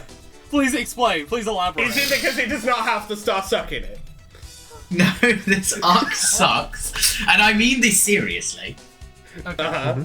Go on. The only amusing things about this arc is that Jotaro genuinely kills this guy. Actually, violently murdered. that guy dies. I know, Like- he gets 3-page Doras, but his death is listed as unconfirmed. He's dead. Now. He's He dead. bled should be. out on the floor. He definitely, Like he definitely everyone should be else dead. up to this That's a point, great except scene. for normal Blue Moon with a slice of orange in it. Everyone else, it's like, yeah, these guys could have probably, like, just gone to hospital, probably. Except for, well, the ones that Jotaro dealt with. Jay Yeah, the Garland's ones that deceased. Jojo deals with. Jay Garland's deceased, and Ebony it's Devil's good. deceased, the Monkey's deceased, Tower of Grey's deceased. Honestly, the only people who haven't died yet are Yellow Temperance and Hol Horse. Yeah, and Wheel of honestly, I Fortune think guy, I guess. genuinely, yeah, fucking Steely Dan, he's fucking dead. He's dead in the streets. But he fucking deserves it, to be He fair. does. Don't get me wrong, He does. He's a but great he is dead antagonist. in the street. I'm not saying he He's- doesn't deserve to be dead in the he's street. a He fun does. antagonist. He just is, though, as well. What's He's a your fun problem, Arthur? antagonist. This arc is like, you know when you're watching like an old cartoon, like Adventure Time or some shit, or Gravity Falls or some shit, they just have the video game episode. You're just like, it's just ass. You didn't I mean, need you're to saying do this despite the fact that there is a video game episode Yeah. later. I in I the know, story. that one also sucks. We'll get to that one. We'll get But there. like it's just like, fuck it, shrink your stand down and go Well, inside a car. Arthur, that's how I feel about Star Suck, and we put that in A tier. Yeah, but that's got all the other good shit going Alright, on. everybody, it's Yeah, going this to arc the has top of good it. This one has they killed that guy and nothing else. He's got nothing Okay, going for it. He whoa. kills Enya, I will Yeah. say, That's I will say, and he puts a Arthur, flesh bud in Joseph's let me- brain. There's urgency. Guys, let Jun talk. let me, Let Yeah, Jun, Jun please. say a piece. I will say this. The main draw of this arc is not the actual stand battle. It is Steely Dan fucking with Jotaro the entire goddamn time, forcing Jotaro to do shit he doesn't want to do. Yeah, And it's really eating- entertaining And for Jotaro Jotaro just haters, and constantly it's going, really I'm gonna cathartic for note Jotaro that lovers. down. I'm gonna note that down. Oh, when If you hate Jotaro, this arc is amazing. Like, No, I actually I really could- like Jojo. He's just ass.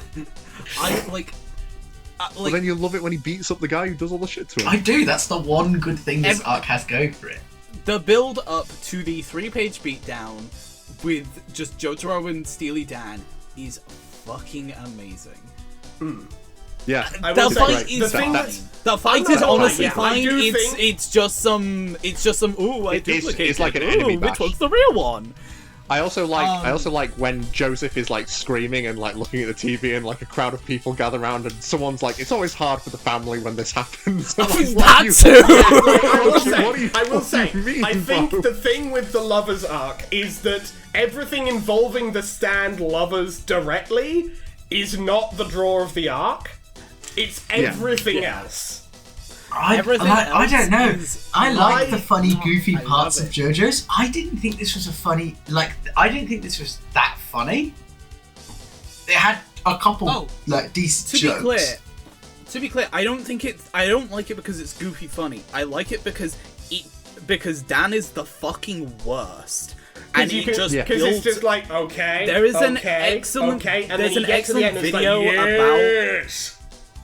There's an excellent video about this arc called "Building a Bastard." Goddamn, did Araki build genuinely? Goddamn, did Araki build one? I think.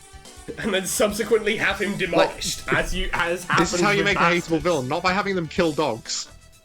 Yeah, like have him just be the fucking lowest just such a prick. Low. And Jotaro can't do anything until he knows for definite that the fucking stand is out of his grandfather's head. And when he finds that chance, that payoff is fucking that's the most effective way to make your hated characters. Make them invincible. 10 minutes later, no, that's what I'm saying. Like, him fucking killing that guy is the thing that's cool about that. Like, you know, that guy being awful and him just killing him. But I like when this episode comes on, the majority of what's happening in this episode have me snoring. Yeah, it's not super eventful, especially for a two-parter. You know, yeah. Also, it's a two-parter. Like it's forgot it was a long. two-parter. It's long and it's slow, and the majority of the screen time is spent in the body or like doing the stand shit, and we get the cutaways to Jotaro doing the fun stuff, or like Jotaro doing the stuff and that being interesting, or like, you know, like it's good when they build this bastard. But I'm gonna be so for real. This arc sucks to actually watch. I think technically, it's a matter of, conceptually, like, the villain is amazing. Good. Just the action in between is just mid.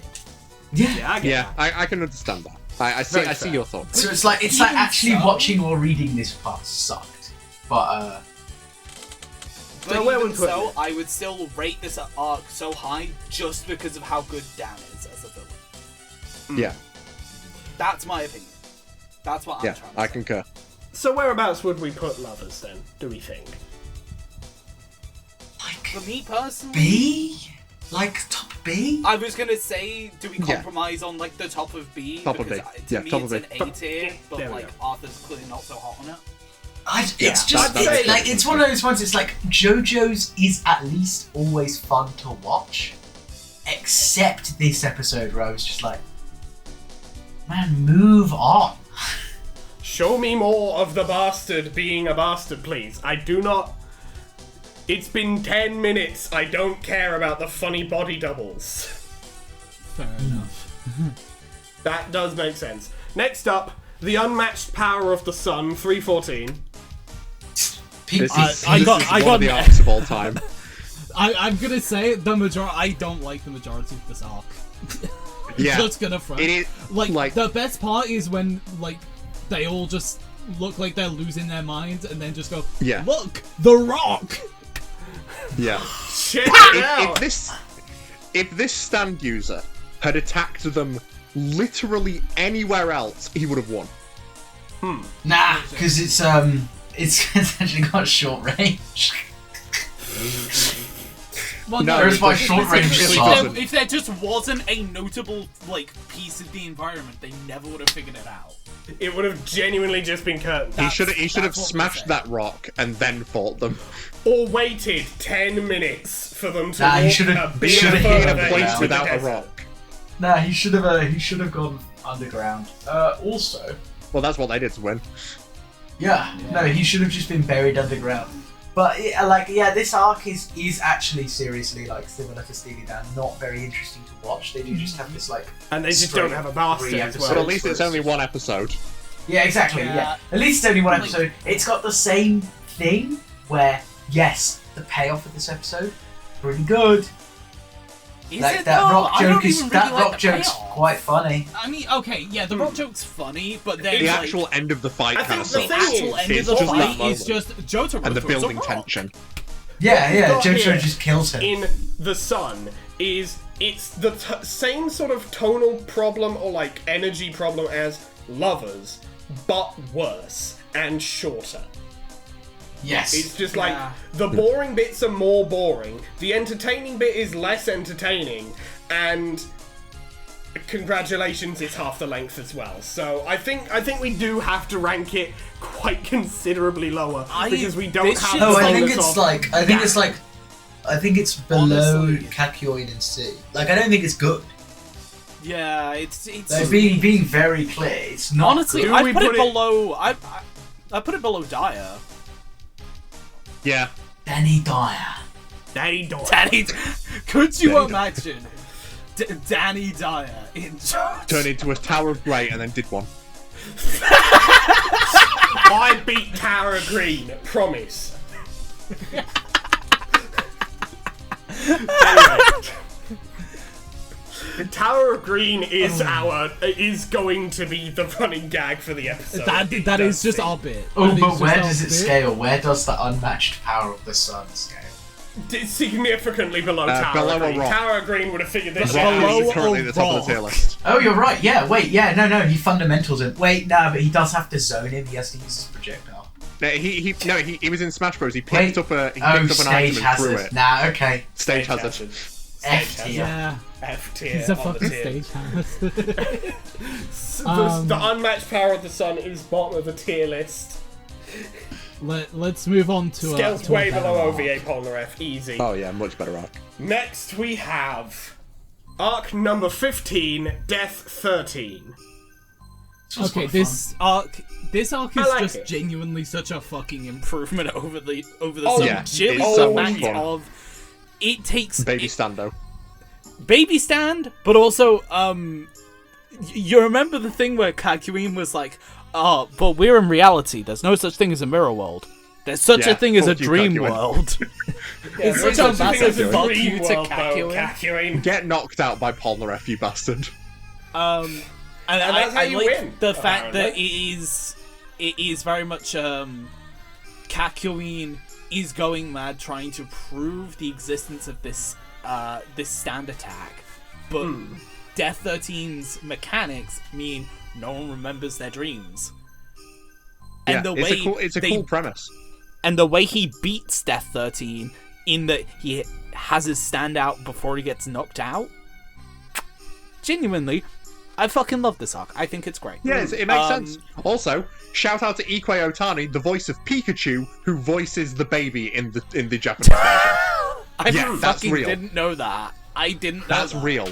The baby is voiced by fucking Pikachu. It's pretty That's funny. fucking hilarious. Manish I Boy is think the some of baby's the name. baby shit jokes are like. Well, nah, really. Yeah, and it was localized as Manishu Boy, B-O-O-I. Bah. Well, the baby shit jokes are a way for them to not literally murder a baby, but have a Yeah. comeuppance. I know. I don't know. Part 3 has this Weird thing with shit. You gotta remember There's it's a being lot written of- for young boys.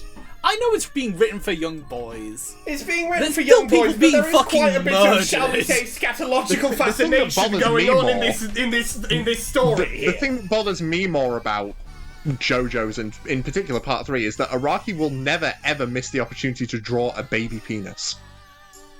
There was Oh, even yeah, one in that- fucking Justice that I forgot to mention.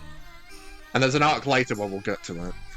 We'll get to that. But, like... I think I do know where we're going with that, but we'll get there. Well, he did support the Rurouni Kenshin guy, didn't he? He did the screen for it. He did, like, the most ass drawing ever for that. He didn't even try, and Doraki fucking cooks for those normally.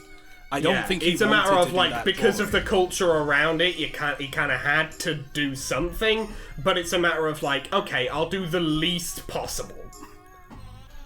Yeah. Fair enough. That's just my... I'm sure if he were... he's very influential. I'm sure if he said, no, I'm not doing it, then... Awesome. Yeah. Probably. We don't know the fucking internals on that whole thing. No, I mean, I'm not gonna, Yeah. I'm not gonna idolize him, no. I'm gonna say, like, he did. Oh, no, I'm not. He drew that thing for that guy, and he is low-key, like, kind of Nancy in this part. It's like... Yeah. There's problems. There's distinct issues. Better. Yeah. Thankfully. Thank fuck. Anyways, where is Death 13 going? I put it in It's an 8. Like bottom of A. It's like good. I put it above like it. Polnareff's introduction. I like it more than Polnareff. I'll put it just above What Polnareff. the hell now? Speaking of Polnareff. Speaking of Polnareff, yeah. Speaking of Polnareff, we have 316 Judgement. I'm of two minds. I am. I was gonna say I'm of two minds about this arc because on the one hand, yes, I am, and Fantastic also meme. Avdol's back. Even if he doesn't do much. Let's be fucking Those honest. poor chickens, just abandoned. Yeah. Don't worry, Jotaro Kujo's there taking care of him. Yeah, Kujo will take care of him. He's got it. Tenmei He's got Kakyoin. this. That's why he's up at the top I of the think hill. it's- He can tend to With chickens. his stand suck plan.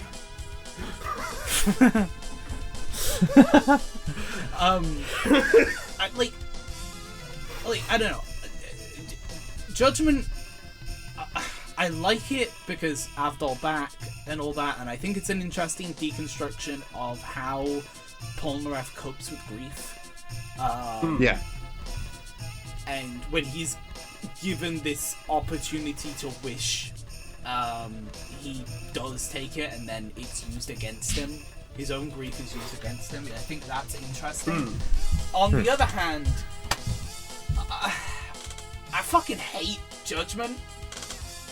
Yeah, it is kind of a weird stand. It's like, I think the user is probably just the most extra person in the series. I think Judgment's ability Which is saying literally a lot. just Let's making not mud influence. It's saying monsters. a But whole he lot. wants to, he wants to like, legitimately, fuck it's just with making Polnareff. mud monsters. It can just control mud. It can just control mud. But He like, just I don't know. he It's just so decides to fucking pretend to be a extra G. and out there that I'm just like, I just don't fucking. It's a level of fucking hate extra design. that it I'm is- gonna be it- real. It gets to a level of Yeah, extra where it's just like, okay, what the fuck are you even doing? Yeah. So this there was is one actually, thing, though. this was all a There is one thing that this arc does, though, that I actually quite like that doesn't happen a lot in JoJo's. I love seeing stands take damage. I love when Avdol kicks him and his arm, like, breaks apart. Yeah, that one's. It's not done very often, but I really like it. And the only other time I can think of it happening in this part is when Tower of Grey like breaks Hierophant's beak and you can see its teeth for a moment, which is really cursed. Yeah. Hierophant teeth. And of course, at the end with Jojo versus Dio. But yeah, Yes. that's like that and Yes I Am are the only things that I particularly remember from this arc. It's good for Polnareff's character, but like as like the way the fight is framed is like really weird. And so this is like a Overall, it's big just kind of there a bit. It's just honestly, I would put it like low top of B. C, but like bottom of B. Personally. Yeah. Not, Fair. I wouldn't say the very bottom. I'd say like, because it does have some fun stuff going on. with Polnareff. Above the first arc of part 2. Never mind. No, yeah, I was gonna say I don't think One up. I don't think it's above the beginning of part 2. Yeah, agree. Yeah. Um, So, Yeah, it's just like it's one of them ones where it's just things happen. Pretty fun. No, as I said, I'm of two minds about the arc, because I think it does some stuff really well, but I fucking hate Judgement. It's real fun to watch, which is like, that's how I judge JoJo's, because JoJo's is objectively shit. But it's fun. I mean, that's your opinion, but okay. Next up, High Priestess. 317. This is the one with the handshake. Yeah. Yeah, that's the one. This is... This is the one. This is actually the most criminal example of Jotaro just beating them up. My diamond teeth are indestructible. Nah. Yeah, stop They're minerals, Marie. Fists are rated fucking...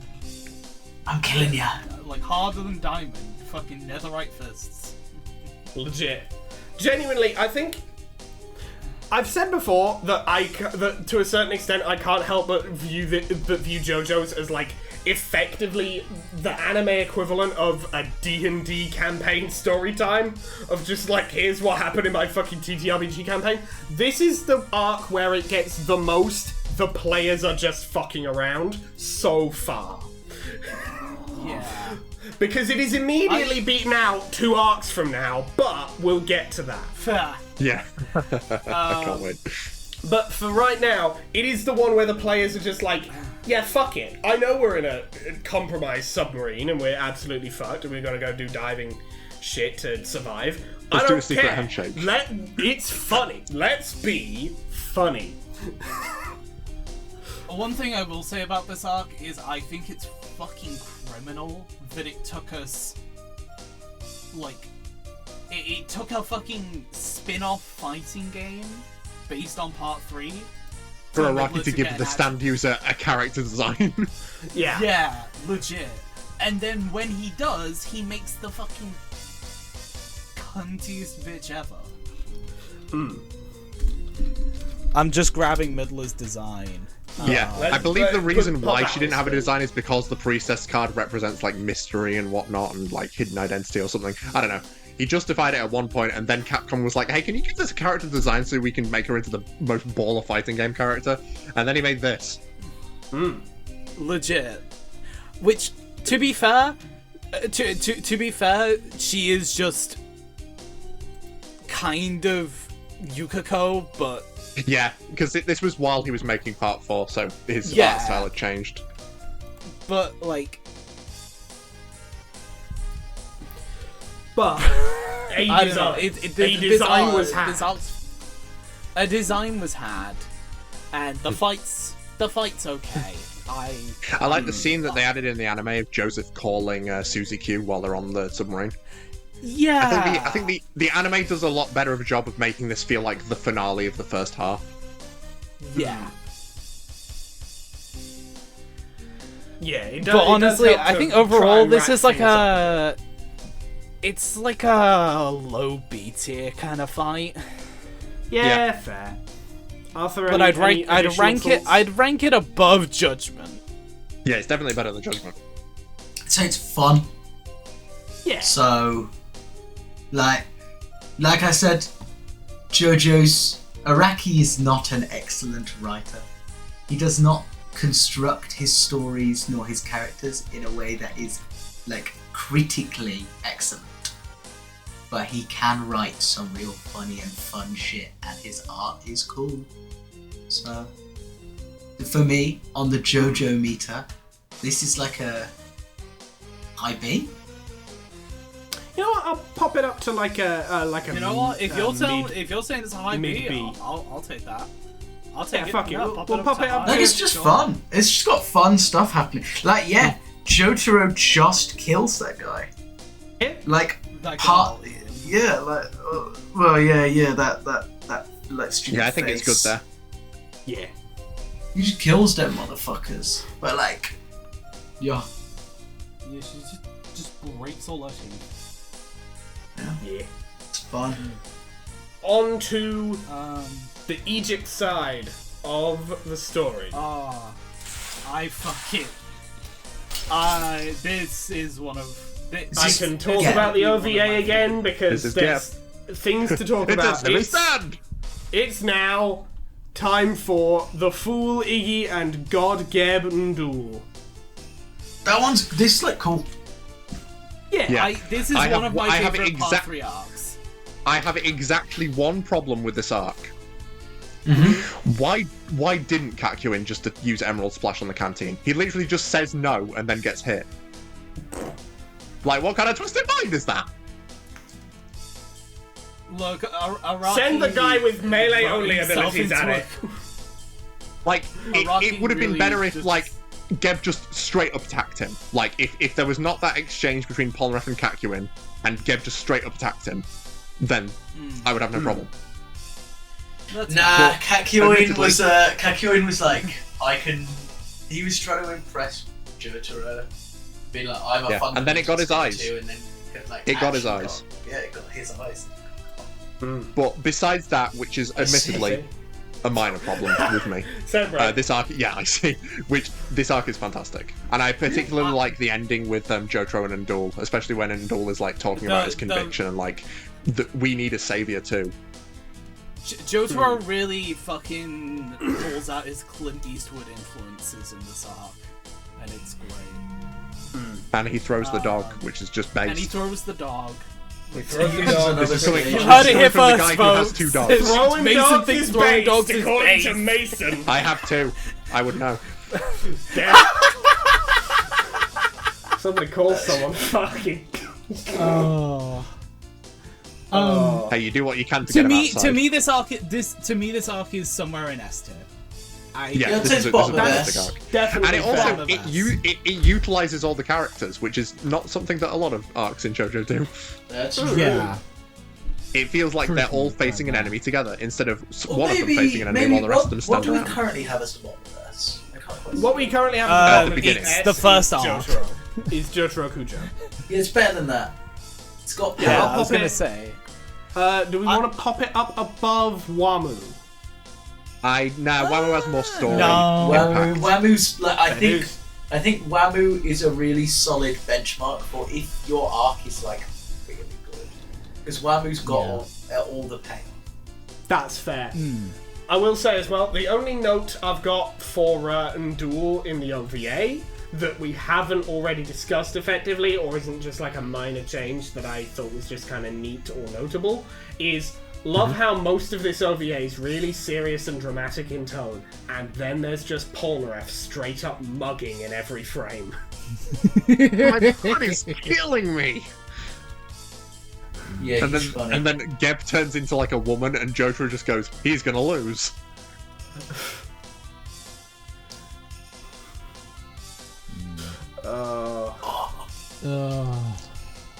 But yeah. Onwards to 319. God Khnum Oingo and God Thoth Boingo. The cheapest comedy. Unironically, this is really funny. Oh, I know. That's what JoJo's is all about. Oh, I think this is definitely. This is like high up Araki was. I wouldn't have been surprised if Araki was drunk writing this, and he was just like, "Sure, the main characters will do nothing, and the villains will foil themselves." I think this is the bottom of S. Crusaders win by doing absolutely nothing. Yeah, I agree with you, Arthur. I think this is our bottom. This is just so funny. And you know that the animators love these guys as well because of the ending of the fucking the special they ending. made a unique Akuyaku Chokusaku, whatever it's called, the Oingo Boingo Brothers song. Oingo Boingo Brothers. My favorite part is where they're like swaying side by side with their hands up, and the caption just says, "Me trying to go to sleep before an exam, my brain at 3 a.m." Incredible. Oh, Pete. Yeah. I do just absolutely adore. This is what I was talking about when I was like, yeah, this is the one where the players in the hypothetical D&D campaign just fully are fucking around. Because the level of, like, rage baiting, almost, that is done to fucking Oingo here is just so fucking severe that I could only imagine a scenario where the players immediately figured out that Oingo was that this was fucking Oingo and went, we're gonna fuck with this guy before we beat him. And then they watched as not only did they fuck with him, he beat himself, and they went, oh, fuck it, that's funny. That's funny enough. If you realise that this is how Joseph and Polnareff are all of the time, it makes this arc so much funnier. It's incredible. Yeah. And massive props to Daisuke Ono and Matt Mercer for stretching their range. It is good. Real. It is good. Also, not to mention, I just do love the fact that every time Thoth has a prediction, they can never interpret it right. So they always fuck something up, so the prediction never comes true. My favourite kind of prophecy. The kind where it's like, yeah, technically the facts of this will actually absolutely come to pass. Technically. King Crimson would like to know your location. However. But yeah. We leaving it there, or perhaps like... Yeah, that's good enough for me. That's about as much as you can say about these fuckers. I was talking about ranking. I was wondering if we bump it up above Jotaro, or we leave it down. Oh, no. I feel like that's the I think that's like, it should be the bottom. I feel it to the bottom. It's got literally... higher is a disservice to the good writing in the show. Because it's like, literally nothing important happens, and it has no bearing. And it gives you no, like, introductions or anything relevant. It's just funny. And it's funny enough to be there. But no higher. Very fair. On now to 320. God Anubis. Now this one's a personal favourite of mine. I really like the escalation. Like, it's a simple stand, and it's iterated upon in an interesting way, and it ends with what is in the anime one of the best fights, where they fucking brought back Starfinger and the armor breaking. That does remind me. You know Black Polnareff in Heritage for the Future? Yeah, I don't know why they. I think we talked about this another time off camera. That it's because, like, if in the Japanese version of Kid Icarus Uprising in Smash Bros, Dark Pit is called Black Pit. It's just their weird translation. That's the no. So it would be Dark Polnareff. No, here's the thing though. In theory. Do you want to know what Black Polnareff is called in the Japanese version of Heritage for the Future? What do you think he is? What do you think he's called? What would you guess? Polnareff. No. It translates to Anubis dual-wielding Polnareff. I don't know why they called him that! Why did they call him Black Polnareff? It has no bearing on what was originally said! I guess. Anubis dual-wielding Polnareff is fucking hilarious. I wish the special feature of this sword is it gives you the thing where you are like trying to transracial. Yeah. Why did they make Polnareff like actually darker skinned in Heritage for the Future for that? I don't know. I think just literally the different pose is enough of a visual signaler that this is not regular Polnareff. Maybe when he's in the air. No, even then, he's still holding the sword. Game designers also, be doing weird things. His icon in the corner that shows his face is not the same one as normal Polnareff. So you're not going to, midway through the fight, forget who you're fighting dual-wielding Polnareff. Yeah. Because in the top corner... Yeah. But anyway, enough about Heritage for the Future. Enough about Black Polnareff. Onto the arc itself. I really like how they break the 180 rule in the anime and make it work. And he also does a Scooby-Doo laugh at one point.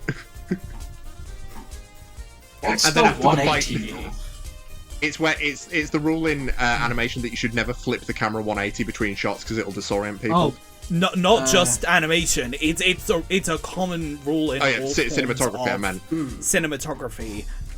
Basically, but they actually make it work. Yeah. I think you can break the 180 rule if you're trying to do something in particular. It's just one of those things where it's just going to disorient your audience. Rule. Yeah, exactly. I also love usually after the battle Yeah. After the battle with Jotaro with this gaping wound in his stomach, Polnareff just gives him a little plaster. Yeah, Hol. Thanks, Polnareff. And Anubis gets the ultimate Cars treatment where he gets dumped in the river. And I think I like how at the very end of the arc he just becomes a joke. Also, not to jump back to Heritage of the Future for a goddamn second, but I will say they've got Anubis in there 3 times. Once with Chaka, once with Black Polnareff, and once with Khan, the barber, whose big special move has been referred to as the Spinny Funny, and who, when hit with the effects of Set, turns into the cow. Yeah. Thus making him one of the worst characters in the game to go up against Alessi with, because he just becomes the biggest hitbox possible. But he's also, from what I understand, he's also one of the easiest characters to learn in the game. Yeah, he is just also shit, it's the issue. Yeah. We'll get to Alessi. We'll get, almost immediately we'll get to another shit character in Heritage of the Future, but... what do we think of the God Anubis arc? I like it. I like it a lot. I think definitely at least A. I was going to say, probably an A as well. Middle of A is probably... Really? Are we thinking, really my big question is just I'd say between Hangman and Pillarman. Yeah, right there. Yeah. Perfect. Because Hangman has a bit more story impact. This one's just kind of a cool fight. That's fair. That's very fair. Arthur, any thoughts? That fight is the epitome of the strengths of the JoJo anime, where they expand on something and also reincorporate elements that would in the manga were just completely forgotten. Parts 4 and especially Part 5 does that a lot more, but I think this is the biggest case in Part 3, and I quite like it. Yeah, and it's fun. Very fair. So you think the mid A is a good spot? Yeah, sure. Nice. Yeah. Next up, 321, Goddess Bastet. Stands in Egypt are much stronger than the ones we've faced previously. Yeah, this is definitely an arc.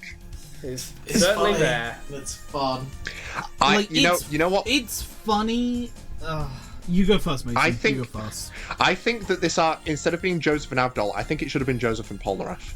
Because Polnareff is the pervy guy. It would have been a funny sort of... That would have been a lot more fun, I think. Also, the only thing Avdol does is, melt a bit of the rail line and then just help Joseph pincer her. Yeah, he does fuck all, again. Whereas if you swapped Avdol with Polnareff in the next arc, it would give a lot more insight to his character. Could have been something my own pretty personal neat. thoughts is that I don't like this arc because it just feels weird, and it's supposed to be haha funny, but it just kind of feels weird and pervy. Yeah, it's just kind of weird. It's just kind of weird. Which Also, is such a fucking shame, because I fucking love Mariah's design. Yeah. Yeah. And She's a her fun personality. character. She's a very fun character. Her arc is just shit. She is unfortunately also shit in Heritage of the Future. She is just a shit zoner with a level up mechanic, apparently. Yeah, don't remind me. It annoys me so Sad. much how bad she is. Sad. She is the zoner of all time, but actually the bad version. The full worst version. Remember, audience, don't play a zoner. Don't play a zoner. I can't Don't play put the Wii Sports, motherfucker. I can't put in the edit again because I got fucking copyright struck last. Well, I don't think it was like a strike, but like it was a copyright notification. It wouldn't go away for weeks, so I'm not annoying myself with it again. Okay. It's sad. I'm gonna have to make a Arthur, new you got any version thoughts of about it. this arc? I like the part where they let these fucking. That's funny. And he goes, Mr. Joestar, please. What are you doing? I don't think this arc's making it any higher than C tier. Yeah, I don't think it's. I I don't it's know if it's even C. making it into. I don't know. It's bottom of C for me personally, because like, Yeah, sure. Bottom of C. Fair dues. Yeah. Bottom of C. It's certainly there. Which is such a fucking shame again, because I fucking love Mariah. Girlie did not deserve this arc. Yeah. Tis sad. And she's definitely dead. Like, even more than Steely Dan, she is dead. All of I her don't bones care that were they broken. say Every she's in single hospital or whatever. I don't care what they say. Hospitalised with multiple She's bone fractures. deceased. I don't give a shit about multiple bone fractures. She doesn't She got have squished. bones anymore. Where are they in this? In Super Mario Brothers, when a thwomp falls on you, you die. That's what happened to her. She's dead. Also, a thwomp falls on you and you die, and that's Mario. This is Mariah. They're not the same. Yeah. Super Mariah sisters. This is she's deceased. I don't care what they had to say. They killed her. They murdered her in cold blood. Frankly, my dear, I don't give a damn. Well, that's that arc. Next, let's go have, from bad to worse. Yeah, 322. yay. God set Alessi. Can we just agree that this is our fucking this is E. This is an E tier arc. Can we all agree on that? Yes. Now, I will say Hmm? everything that happens, like, okay, when we get to Jotaro, like him turning into a kid and beating him up, like in the first panel of the manga, you see that he was like a nice kid growing up, and even when he was a kid, Jotaro was serious. Like, it's a funny end to the thing. But when Jotaro turns back into an adult and Polnareff and Jotaro beat him up together, and like Star Platinum and Silver Chariot like fucking smile at him and then start beating him up, I like that. And I like the ending where Polnareff like deliberately ignores the woman because he doesn't want to put her in danger anymore. Yeah. That's like the last 5% of the arc. I will say The other 95% sucks. Two things I think could have improved this. Two things I think could have improved this to a notable degree. Just two? Okay. Two major. The third is not do it. But if we have to have the arc exist, two things that I think could notably have improved it. One, what we mentioned before, swap Polnareff and Avdol for these last two arcs. Or even Joseph. Make it young Joseph like I Inheritance was of the about Future. to say, number two is have Bastet wrap up a little earlier. Joseph comes in, recognizes what's going on, tries to protect them, gets into Set Shadow. Boom, we have, sort of like young Joseph one last ride type of situation. And he can't see stands. Can't see stands, he's got no idea what's going on here, but he's throwing out the clacker volley like nobody's business. Pulls out the Tommy gun again. Just shoots Alessi to death. He somehow, the stand brought the Tommy gun back. Would have been like that moment. You could do anything. If we get a moment of young Joseph back, one, it could have allowed us to have a moment of perhaps Set's ability ends on Jotaro and sticks around on Joseph for a second, so you have both of them fighting. Two prime JoJos fighting. Yeah. Never fighting together, never seen before. That would have been peak. But also separately, the moment you have young Joseph back, you can now end Alessi in any way you fucking like, because not only is it young Joseph, it's young Joseph at an arbitrary point in his life. So he could have any fucking item on him at all, and fuck it, it's young Joseph, I believe it. He probably still had the Tommy gun on him somewhere. Yeah, if this power was used on Joseph, it would have been one chapter long. Yeah. Hence why I think that should have been at the end as a big wrap up. That would have been peak. As a nice little reward for like people for having to go through the rest of that. But unfortunately, no. That's not what happens. That's not what happened. Nope. Let's move on to something notably better by quite a margin. 323, Darby the Gambler. Oh this my god. June, if you will. If I will? Yeah, one of your favourite things to say that comes from this arc. Oh fuck! I've forgotten what my favorite thing to say from this arc is because I've gone blank. Damn. Do you want me to do it then? Go ahead, Mr. Mason. Yeah. You did it. You brought it back. I brought it back because I'm like, is it the Mr. Joestar bit? Is that what we're? Which of these lines should I be referencing? Sorry, Alessi pisses me off. So I know, that's fair enough. You got fucking obliterated. Anyway, look, I'm fucking hyper biased. I fucking love this arc. Let's go gambling.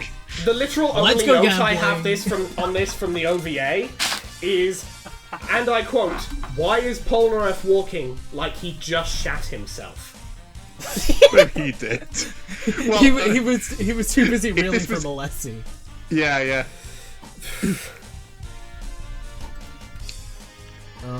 Yeah, no, this arc is fantastic. It's an amazing build-up of tension, and the reveal that Jotaro's hands were in fact complete garbage is like a fantastic twist.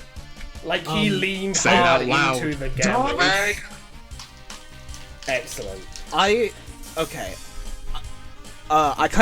alluded to you, Alex, yesterday. This arc, I will glaze this arc because it does a thing that Araki likes to do later on in Jojo, which is unconventional stand battles, where it isn't two people like fighting each other in like the direct sense. It's they're doing something else, but they're using their stands. This is like the prototype of that genre of JoJo's fights, and I fucking love it. Yeah, genuinely, awesome. And Darby's like because it's just gambling and it's all just fucking mind games, and Jotaro gets to not just beat the shit out of someone, and he's actively discouraged from doing so. So where he actually has to do something other than insta-give the opponent with so instead he mentally beats the shit out of him. Like, he mentally beats the shit out of him, but he does it in such a really fucking satisfying way. This is like a primo Jotaro moment. Making a master gambler who has never lost a gambling match, like a game of chance to anybody else, by making him fold purely through giving him a fucking mental breakdown is fucking hilarious. And simultaneously, I'm just like, I fucking love it. Oh, it's my favorite arc in part 3. Okay, as I said, don't act like we're gonna disagree. I'm not gonna disagree. For me, this shit's S tier. For me, this shit is S tier. I put it in S. I would argue of all the arcs so far, it's peak, but that's just me. Personally, I think it at the very least passes the Wamu barrier. It's into the high S tier.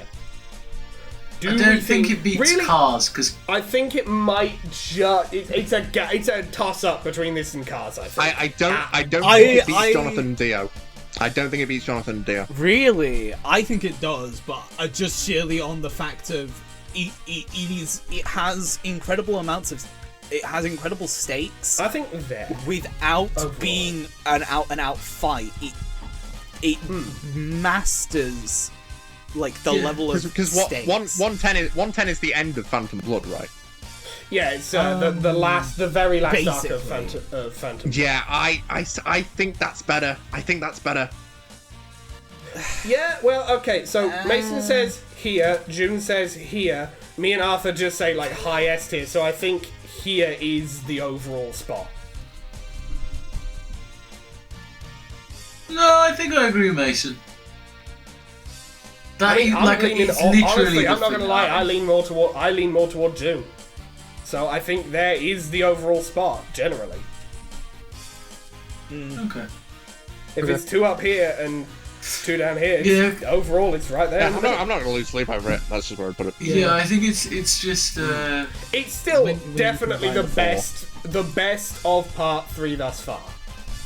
Yeah, the legacy at least is the best part about it, I think. Yeah. I wouldn't say that necessarily, but it is excellent. But it is, yeah, it is definitely excellent. The fact that more fights like that happen, if that didn't happen in JoJo's, I don't think this would be something that really stands out. Yeah, it's the prototype of indirect stand battles. That's what. Yeah, which are all the most interesting and most fun ones. Yeah, I can't wait to get to part 8. and talk about my favorite one of those. Well, I can't for different reasons, but all right. I like. I haven't read it. So, on to 324, Hol Horse and Boingo. Hol Horse kidnapped a child. That's epic. Damn, you're really throwing out a lot of quotables here today. We are just getting We are just getting the most out of context, funny ass clips of Mason. This fucking ranking. You're really throwing out the quotables. People wanted the Mason supercut, they're gonna get it. The Mason supercut. The Mason supercut of Mason saying shit he could get arrested for. Oh, you shouldn't have heard me earlier today. Never mind. This Hello? Okay, right, let's just fucking move on and talk about Hol Horse and Boingo. This arc I is think funny, the fact we're but not... Sorry. It's not as funny as Oingo Boingo, and my key problem with it is the way it ends with the reason the fortune doesn't go is because of the Hol Horse's watch not being right. Like, come on, you gotta foreshadow something like that. Yeah. Do you? Like, I think it's really funny that they nearly killed everybody, but you just kind of missed the mark a bit there, which is ironic because you're writing about the guy with the gun. Yeah. Yeah, no. I completely agree with Mason. If they had shown his watch being wrong, he'd been tapping it earlier on and being where's Oingo? Like he bashes his hand against a wall and it breaks or something. I don't know. No, it doesn't have to be broken. Just him complaining about Oingo. Boingo rather being late or something, and then Boingo being check your watch, I'm on time. And Hol Horse being it literally says you're late. It's ow. Something like that. You could have literally just had a short line that would have been I guess. Oh my god, his watch was off. What? You don't need to literally say his watch is off. But as long as it's foreshadowed in some way, then it works.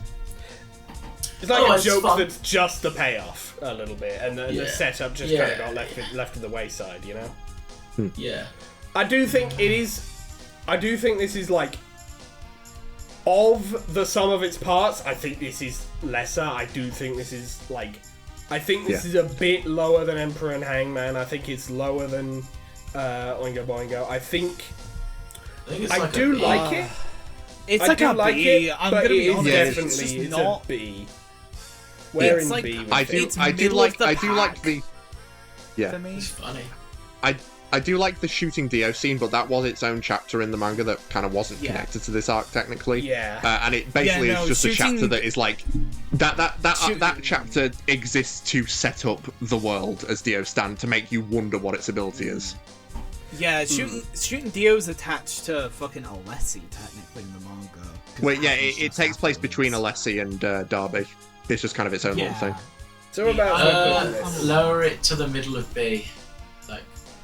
It's below Yellow Temperance for me. Yeah, that's fair. That is. Maybe that sounds about right. All right. Okay. Into the castle section.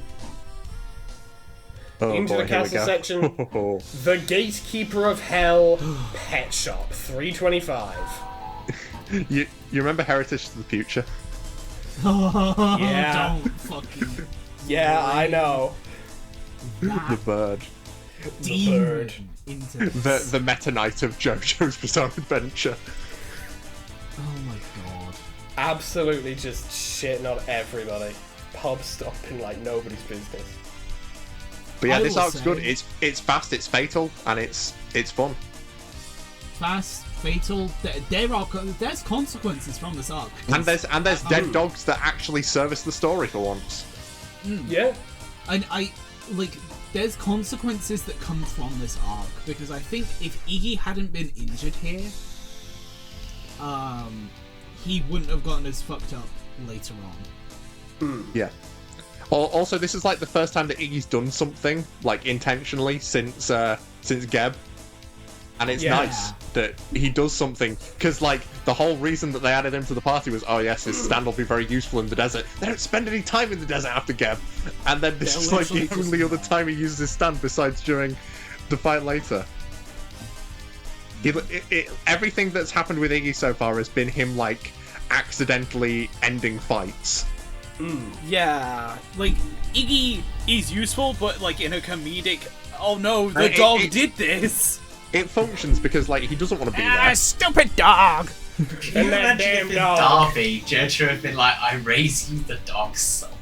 And he just looks at him and is like, what the fuck, dude? Oh my god, I wish you did that now. Oh, I raise you Iggy's soul. And then Darby's like, Iggy's soul? That's worthless. And Jojo's like, okay, fair. Kakyoin's then. Yeah, I love the idea as well. Yeah, write it in, not as it's actually adding to the pot. Darby just actually goes, okay, you can't raise me that, you're raising me nothing. I offer you a trade deal, you receive nothing. I receive Dio's secret. And all of my friends' souls back again. Hold on, let me find. There's a really funny fucking video. I receive everything that I want. You receive nothing. But yeah, I like this fight. As I say, I wish they were the only two animal stand users in the part, but that's not really a problem with this arc. Strength. Yeah, but... I know. Oh, I can't find it. There used to be this really fucking funny video of Jotaro just... He just bets everyone's soul. Oh yeah. He's like, I'll raise another soul. I'll raise Kakyoin's soul. I'll raise Darby's soul. I'll raise you Dio's soul. No, he genuinely goes, Dio's soul. Who do you do that? I raise funny enough, the guy who uses yellow temperance is called Rubber Soul, so he could raise him the Rubber Soul. Rubber soul. I raise you my shoe soul. Oh. Yeah, I'd give this one probably an A, maybe a B. Probably an honestly, I think it's A tier. I think it's A tier material. I'd put it like the scene where he kills the like informant and then rips up the picture is really cold, which makes sense because it's a giant chunk of ice. What are we thinking for this? Yeah, it's above Death 13. I'd say it's above 210 personally, but that's just me. Yeah. Like, no disrespect to Caesar, but I think this is just a better fight. The bird wins. Yeah. Much like in Heritage the bird Future, wins. The bird wins. The bird always fucking wins. Fucking bird. Next we have 326, Darby the Player. Oh, what a fucking letdown. Oh, that's a baseball. Now, to be fair, this arc does have some of the best English, but besides that, it is kind of a waste of time. Yeah. It is a fat D, and it's such a shame because his older brother's arc is so what a fall from grace. Fucking good at setting up the idea of indirect stand battles. This is just such fucking nothing sauce. Yeah, I hate the twist that like, oh, Joseph was using Hermit Purple all along, and like, oh yeah, he just subconsciously knew. He was just acting, guys. He knew all along, and it's like, okay, Joseph a video game expert is an expert like, at life. Yeah, I don't know. It's just kind of. one might call this the Phoenix Wright of JoJo arcs. I think it's better than Wheel of Fortune. The amount of shit that gets pulled out of his Wheel of ass. Fortune. No, I sat on it. I think it's better than Ebony the Devil amount as of well. ass pulls, The car. like the level of ass pull that this arc pulls, Very is ass just pull. ass. Is my arc going in D tier? Yes. Oh my god. That's like the only good bit is the fucking ending where it's just like are you gonna do the aura thing? And of course, F Mega! Select your car. Yeah. So done. Select your car. I love English. I love English so much. That's my Unless biggest it's in a criticism song. with part 6. There's barely any English in it. You love English unless To it's be in fair, a it is song. Florida. Yeah. No, it's Orland. Orland, remember guys? Orland. Not Orlando, Orland. Orland. Still Florida. Next But up, sure. 327. The Mist of Emptiness. Vanilla Ice. Iggy, get out of here! He's still alive! Not to do the reference, but don't turn your back on the body, folks. It's that easy. Yeah, I like Vanilla Ice, and I like this arc. And it's very sad that Avdol died, so did Iggy. Again. Iggy's death impacts me a lot more. I was gonna say, before, about, like, Avdol's death. It's so fucking... just nothing. Like, it's like, oh no, Avdol died! Again! Yeah. Yeah, it is that in the OVA as well, even though he doesn't even die to, like, Vanilla Ice in the same way there. Like, I think the... if you turn around, you will die. I think that's cool. It's a cool introduction. Like that it's undetectable by the abilities that they were just set up. Yeah, legitimately. I think it's cool that they introduce these abilities just to go, like, this guy's fucking undetectable. Yeah, for once, one of the villains does Jojo's typical strategy of just ignoring the opponent's abilities. Ignore the opponent's move and just kill them in one hit. Yeah, and I Vanilla Ice is actually somewhat fucking smart. Yeah, the like spiral technique that he does. The spiral technique after he gets stabbed, and of course the ending with how he dies, like the like discovery that he's a vampire and, well, technically a zombie because he was resurrected by a vampire, but whatever, same thing. And like the moment where like Silver Chariot just bumps him and he just falls into the sunlight and disintegrates is absolutely fantastic. I do Amazing like also music. in the OVA, Iggy just hitting the fucking FNAF 2 Golden Freddy on him. My main problem with this arc is just how it's not a problem with this arc necessarily. It's a problem with just how Jojo handles Avdol after he gets removed the first time. Yeah. In that he gets brought back, but he does so little that it doesn't feel like you're missing much. I wish. Here's my hot take. I think Avdol should have died in the final fight. And he should have done something. It would have been like, a lot Avdol more never got to impactful. interact with Dio again after Avdol was the one who basically introduced us to Dio in this story. Exactly. Like, Polnareff gets his moment with Dio, Kakyoin gets his moment with Dio, Joseph and Jotaro both get time with Dio, but Avdol just never does. I mean, he I even meets him. In the OVA, Avdol dies because you know the fucking funny coffin trick that Dio pulls with the fucking... Oh yeah, the guy? amazing character of Nukasaku. Yeah, that By guy. the way. Yeah, Great job with that character, Araki. Yeah, incredible. Dio gets Avdol with that. And apparently in the, like, half second before Vanilla Ice fucking murders him, Avdol immediately figured out what the world is and does, and is about to warn them before Vanilla Ice comes crashing through the ceiling. So apparently, only in the OVA continuity does Avdol have any moment with Dio, and it is immediately figuring out the world, frame one, and then dying. Yeah, Avdol's smart. But not smart enough to be in the story, apparently. Yeah, as it would seem. Like, it's just a fucking waste. That Avdol really is like that, the weight around this story that weighs it down when you look at it as a whole. I'm gonna say something real fucking vile for a second. Avdol is the potential man of Jojo. No, unironically, he kinda is. Yeah. Narrative potential man, a little bit. Narrative potential man, because he's like... You really have potential, man. Yeah. He has so many opportunities to be, like, at all useful in any of the fights.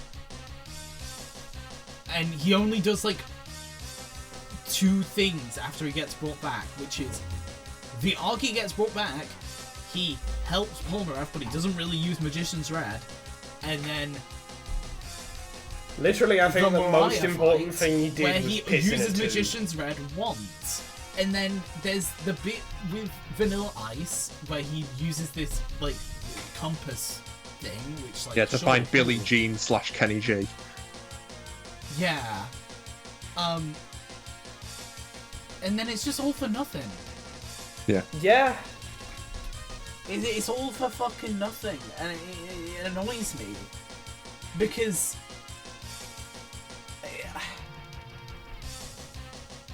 like he's supposed to be like the navigator. He's supposed to be Joseph's like Jobro, basically. Essentially, yeah. But he's also like the navigator, lead, like. He's supposed to be the one that's the most knowledgeable on all these stands. Yes. But then the fucking Egyptian gods get introduced, and he's like, I have no idea about this. What? Of the tarot ones, he only knew about like 3. He knew about Tower of Grey, he knew about Devil, I think, and he knew about High Priestess. He didn't know about the goat Tower of Green, though. Oh, he had no idea. He had no idea about Tower of Green. No one did. Nobody knew. Nobody could ever predicted I don't Tower know. of It's Green. such a like this is like my big thing with Part 3. Is I just really fucking hate the way Avdol's treated. Yeah, that makes perfect sense. He could be so much more, and I don't mind him dying. I think him dying. Yeah, me either. I think it's just a matter of like really good. His death is sudden and shocking. It's just that he already had a sudden shocking death. Then he got brought back, and then he did really nothing, and then he died again. So it's like, okay, I've already grieved this. Yeah, I wish he had died in the last fight with Dio, because I think that would have been a better narrative finale for him than than once again saving Polnareff's ass. Yeah, and I say that with all the love in my heart because I love Polnareff. But it's genuinely just have him not get killed, quote unquote, against Emperor and Hangman. Have him barely survive the fight with Vanilla Ice, injured to shit. Have him go out in a blaze of glory against Dio that hurts him a bit. Yeah, maybe maybe have it ultimately do nothing. That he dies to try and take down Dio in one like a final explosion type of situation, and Dio just could even tanks that say shit something to like, show "I've how already been strong he defeated is." by. I've been defeated by fire before. It shall not happen to me again. I've grown beyond that." Yeah, something like that. Similar to with Joseph and Hammond. Avdol's death doesn't even have to hurt Dio notably. It can be like Worf effect, because it's like the one single time it's actually happening of like, yeah, Avdol has beaten a bunch of strong people here before, including Polnareff himself. He has shown his strength, shown his ability, and he couldn't beat Dio or even scratch him. Holy shit, this guy's on a whole nother level. Oh god. We'll get to Dio in a moment though. Where would we put Vanilla Ice? Honestly, it's an A-tier arc. I do think it's A tier, even in spite of the mistreatment of Abdul overall. Yeah. I just needed to get my fucking opinions about Abdul that's very fair. Before we finish this video. I can't blame you for that. I'd put it above Pet Shop, personally. I put it above Pet Shop. Yeah. It's got some really good Polnareff moments. Oh yeah, don't get me wrong. I wasn't a massive fan of the there are 3 options, pick one. The handsome and brilliant Polnareff, like all that shit, I kind of could have done without that. It felt like it was just kind of an unnecessary, like, little attempt at levity when this character's about to die. Just, nah. Well, finally, we're here. Arc 328, Dio's World. The number of panels and memes from this arc, just like, I think is more than like any singular part of Jojo. Every frame a meme. Every frame. Like, it is, yeah. My god, just so many. And the OVA as well, the fucking Star Platinum voice crack. Okay, we need to decide this right now. Who is on Team Road Roller and who is on Team Oil Tanker? I'm Team Road Roller. It's yellow like him. Yeah. He stuck to the branding. He had the brand in mind. Yeah, the Oil Tanker is so lame, and it's really good in the OVA that Dio was Jotaro supposed that Dio was badass enough to be his opponent. That's a great line. I love that. That was definitely in the manga. I could go on about the memes from this fight all day, but let's talk about the fight as an actual fight. Jotaro being able to stop time as well. Now, I did have a problem with this at first, but I've come to the conclusion that it is an aspel that makes the story more interesting.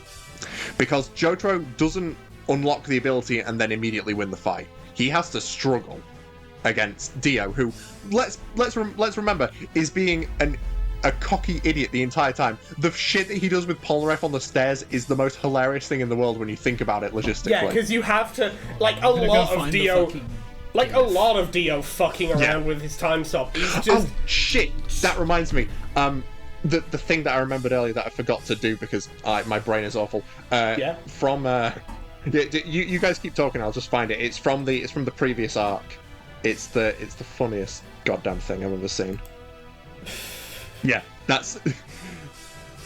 Yeah, it that's is fantastic. very... Yeah, it is incredible. I will also say, in the... especially I found in the OVA, very funny, when Dio discovers that Star Platinum can move and interact with his time stop.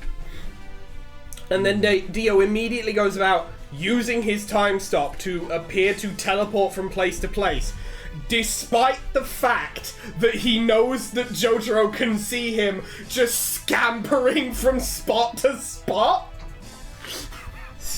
It's really funny. Like, but Dio this is the thing that I remembered. Having a laugh the whole time. This is something that I particularly enjoyed on my most recent reading. These 2 pages in the Vanilla Ice fight. Like on the left, you've got this amazingly illustrated and coloured page of Polnareff reacting to Abdul's death, and then on the right, you've just got that little goofy ass doodle of Abdul. But yeah, anyway, back to the world. That was something I forgot to bring up. Yeah, getting back to the world, I think I will say one thing I do know about the OVAs is how they portray the world. Makes it seem a lot more horrifying than it does in stuff like like the official anime. I say yeah, like on multiple occasions, no effects, no sounds. He's gone, just blinks out of existence. And the manga kind of does this as well. It does it most notably with like Senator Phillips. Oh yeah, voiced by fucking Charles Martinet in the OVA, by the way. Yeah, made a note of that. Yeah. Mario murders civilians. I made a note. Gotta get closer to mess you up. Truly the best way to remove all the hype from that line. Yeah. The writing in the OVA is certainly something. It's certainly some choices. But for a final fight, and kind of like the prototype of final fights going forward. Yeah. I think it's really good. I mean, this is like a quintessential manga and anime fight.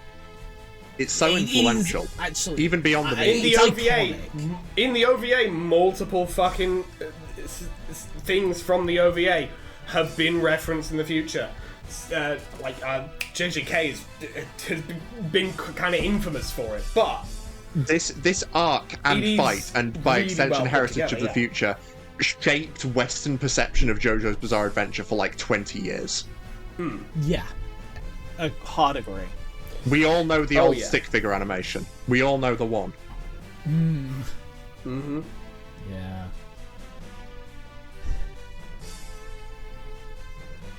I don't think there's any like other place we can rank this.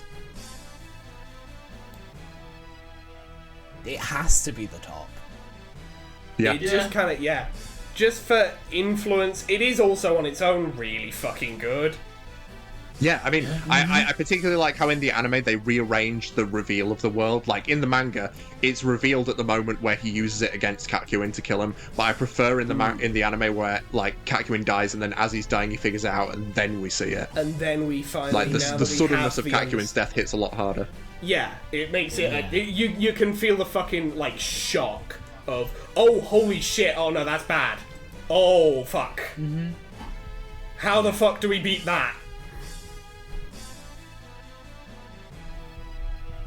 It is really well put And the together. ending where Dio's arrogance gets the better of him one more time and Jotaro explode punches him is cool. And he says high noon in the dub, which is hilarious because it's Matt Mercer. Yeah. And also because it's not. It's like... It's like 6 p.m. Somewhere in the world. Yeah, guess so. So I think we know what's going to happen right now that we've ranked all of these. Yep. There we go. That was a very easy decision. Except actually, of course, I am of course lying because of course it's gotta be Tara Green. Oh yeah, no, obviously. Yeah, what are you doing? Tara Green. It's literally at the top of the So tower. green. Oh, but it was detail, Sorry, wasn't it? nephew. Yeah. I just ain't green enough, that's all. There we go. Yeah. Yeah. We can't even. Jokes debate aside, there's no debate here. It's a bit of a foregone conclusion if we're being honest.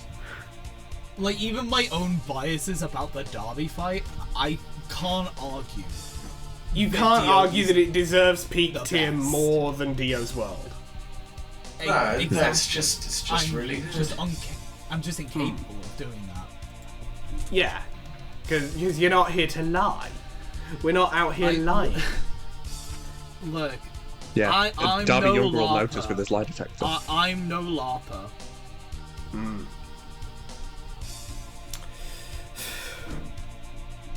Your name is June, not Jane Juliet. So, yeah. Anything else we have to say about this? Any positions we'd adjust? Anything we'd shuffle around here? Yeah, Wheel of Fortune, the Sun, and the Tower to a new tier called, like, Overpeak. Super peak. Super peak. over Oh my heaven. god, is that our over heaven reference. If that's the case, can we have an under hell tier and put Alessi there and then put strength in dumb stinky doo-doo fart? Yeah. I can't wait for Jojo's Bizarre Adventure Under Hell. Oh, Under hell. I ain't doing that, but we will acknowledge. We will acknowledge. Look, We've got plenty of parts left. I can imagine some things might make it into Under Hell. I'm gonna be real with you. Outside of like my vague memories, there's only like one or two other arcs that are on par with how much I fucking hate Alessi's arc. Well, that's I can think good. of them. I can think of 2 right off the top of my head. I can think of 3 right off the top of my head, actually. But we'll get to them in the future. Yeah. Yes, indeed. So. Future. So. Future rules. Wrong franchise. If you like this video, hit the like button. If you really like this video and want to see more like it, hit that subscribe button. We upload episodes of our main series, Reading Homestuck, every Monday or Tuesday, depending on our time zone, and we upload other things on Thursdays or Fridays, again, depending on our time zone. Other things, such as this. Hopefully, it will be less of a gap before the Part 4 tier list, but who knows? Who knows? Not me. But yeah, there's other stuff coming down the pipeline. Yeah, fuck it. This will be the exact next Thursday upload after this. If anyone in the audience knows what the fuck Banzuki is, low chance, but maybe you do, we're going to be making video about that next week. And if you don't know what Banzuki is, maybe tune into that episode to find out. Yeah, I didn't know what it was, and I can say it's a lot of fun. Indeed. It's going to be quite a ride. But, yes, there's also Dicey Deeds, there's also Dig and Rimper, there's also there's a whole bunch of things that we do on Thursdays and Fridays.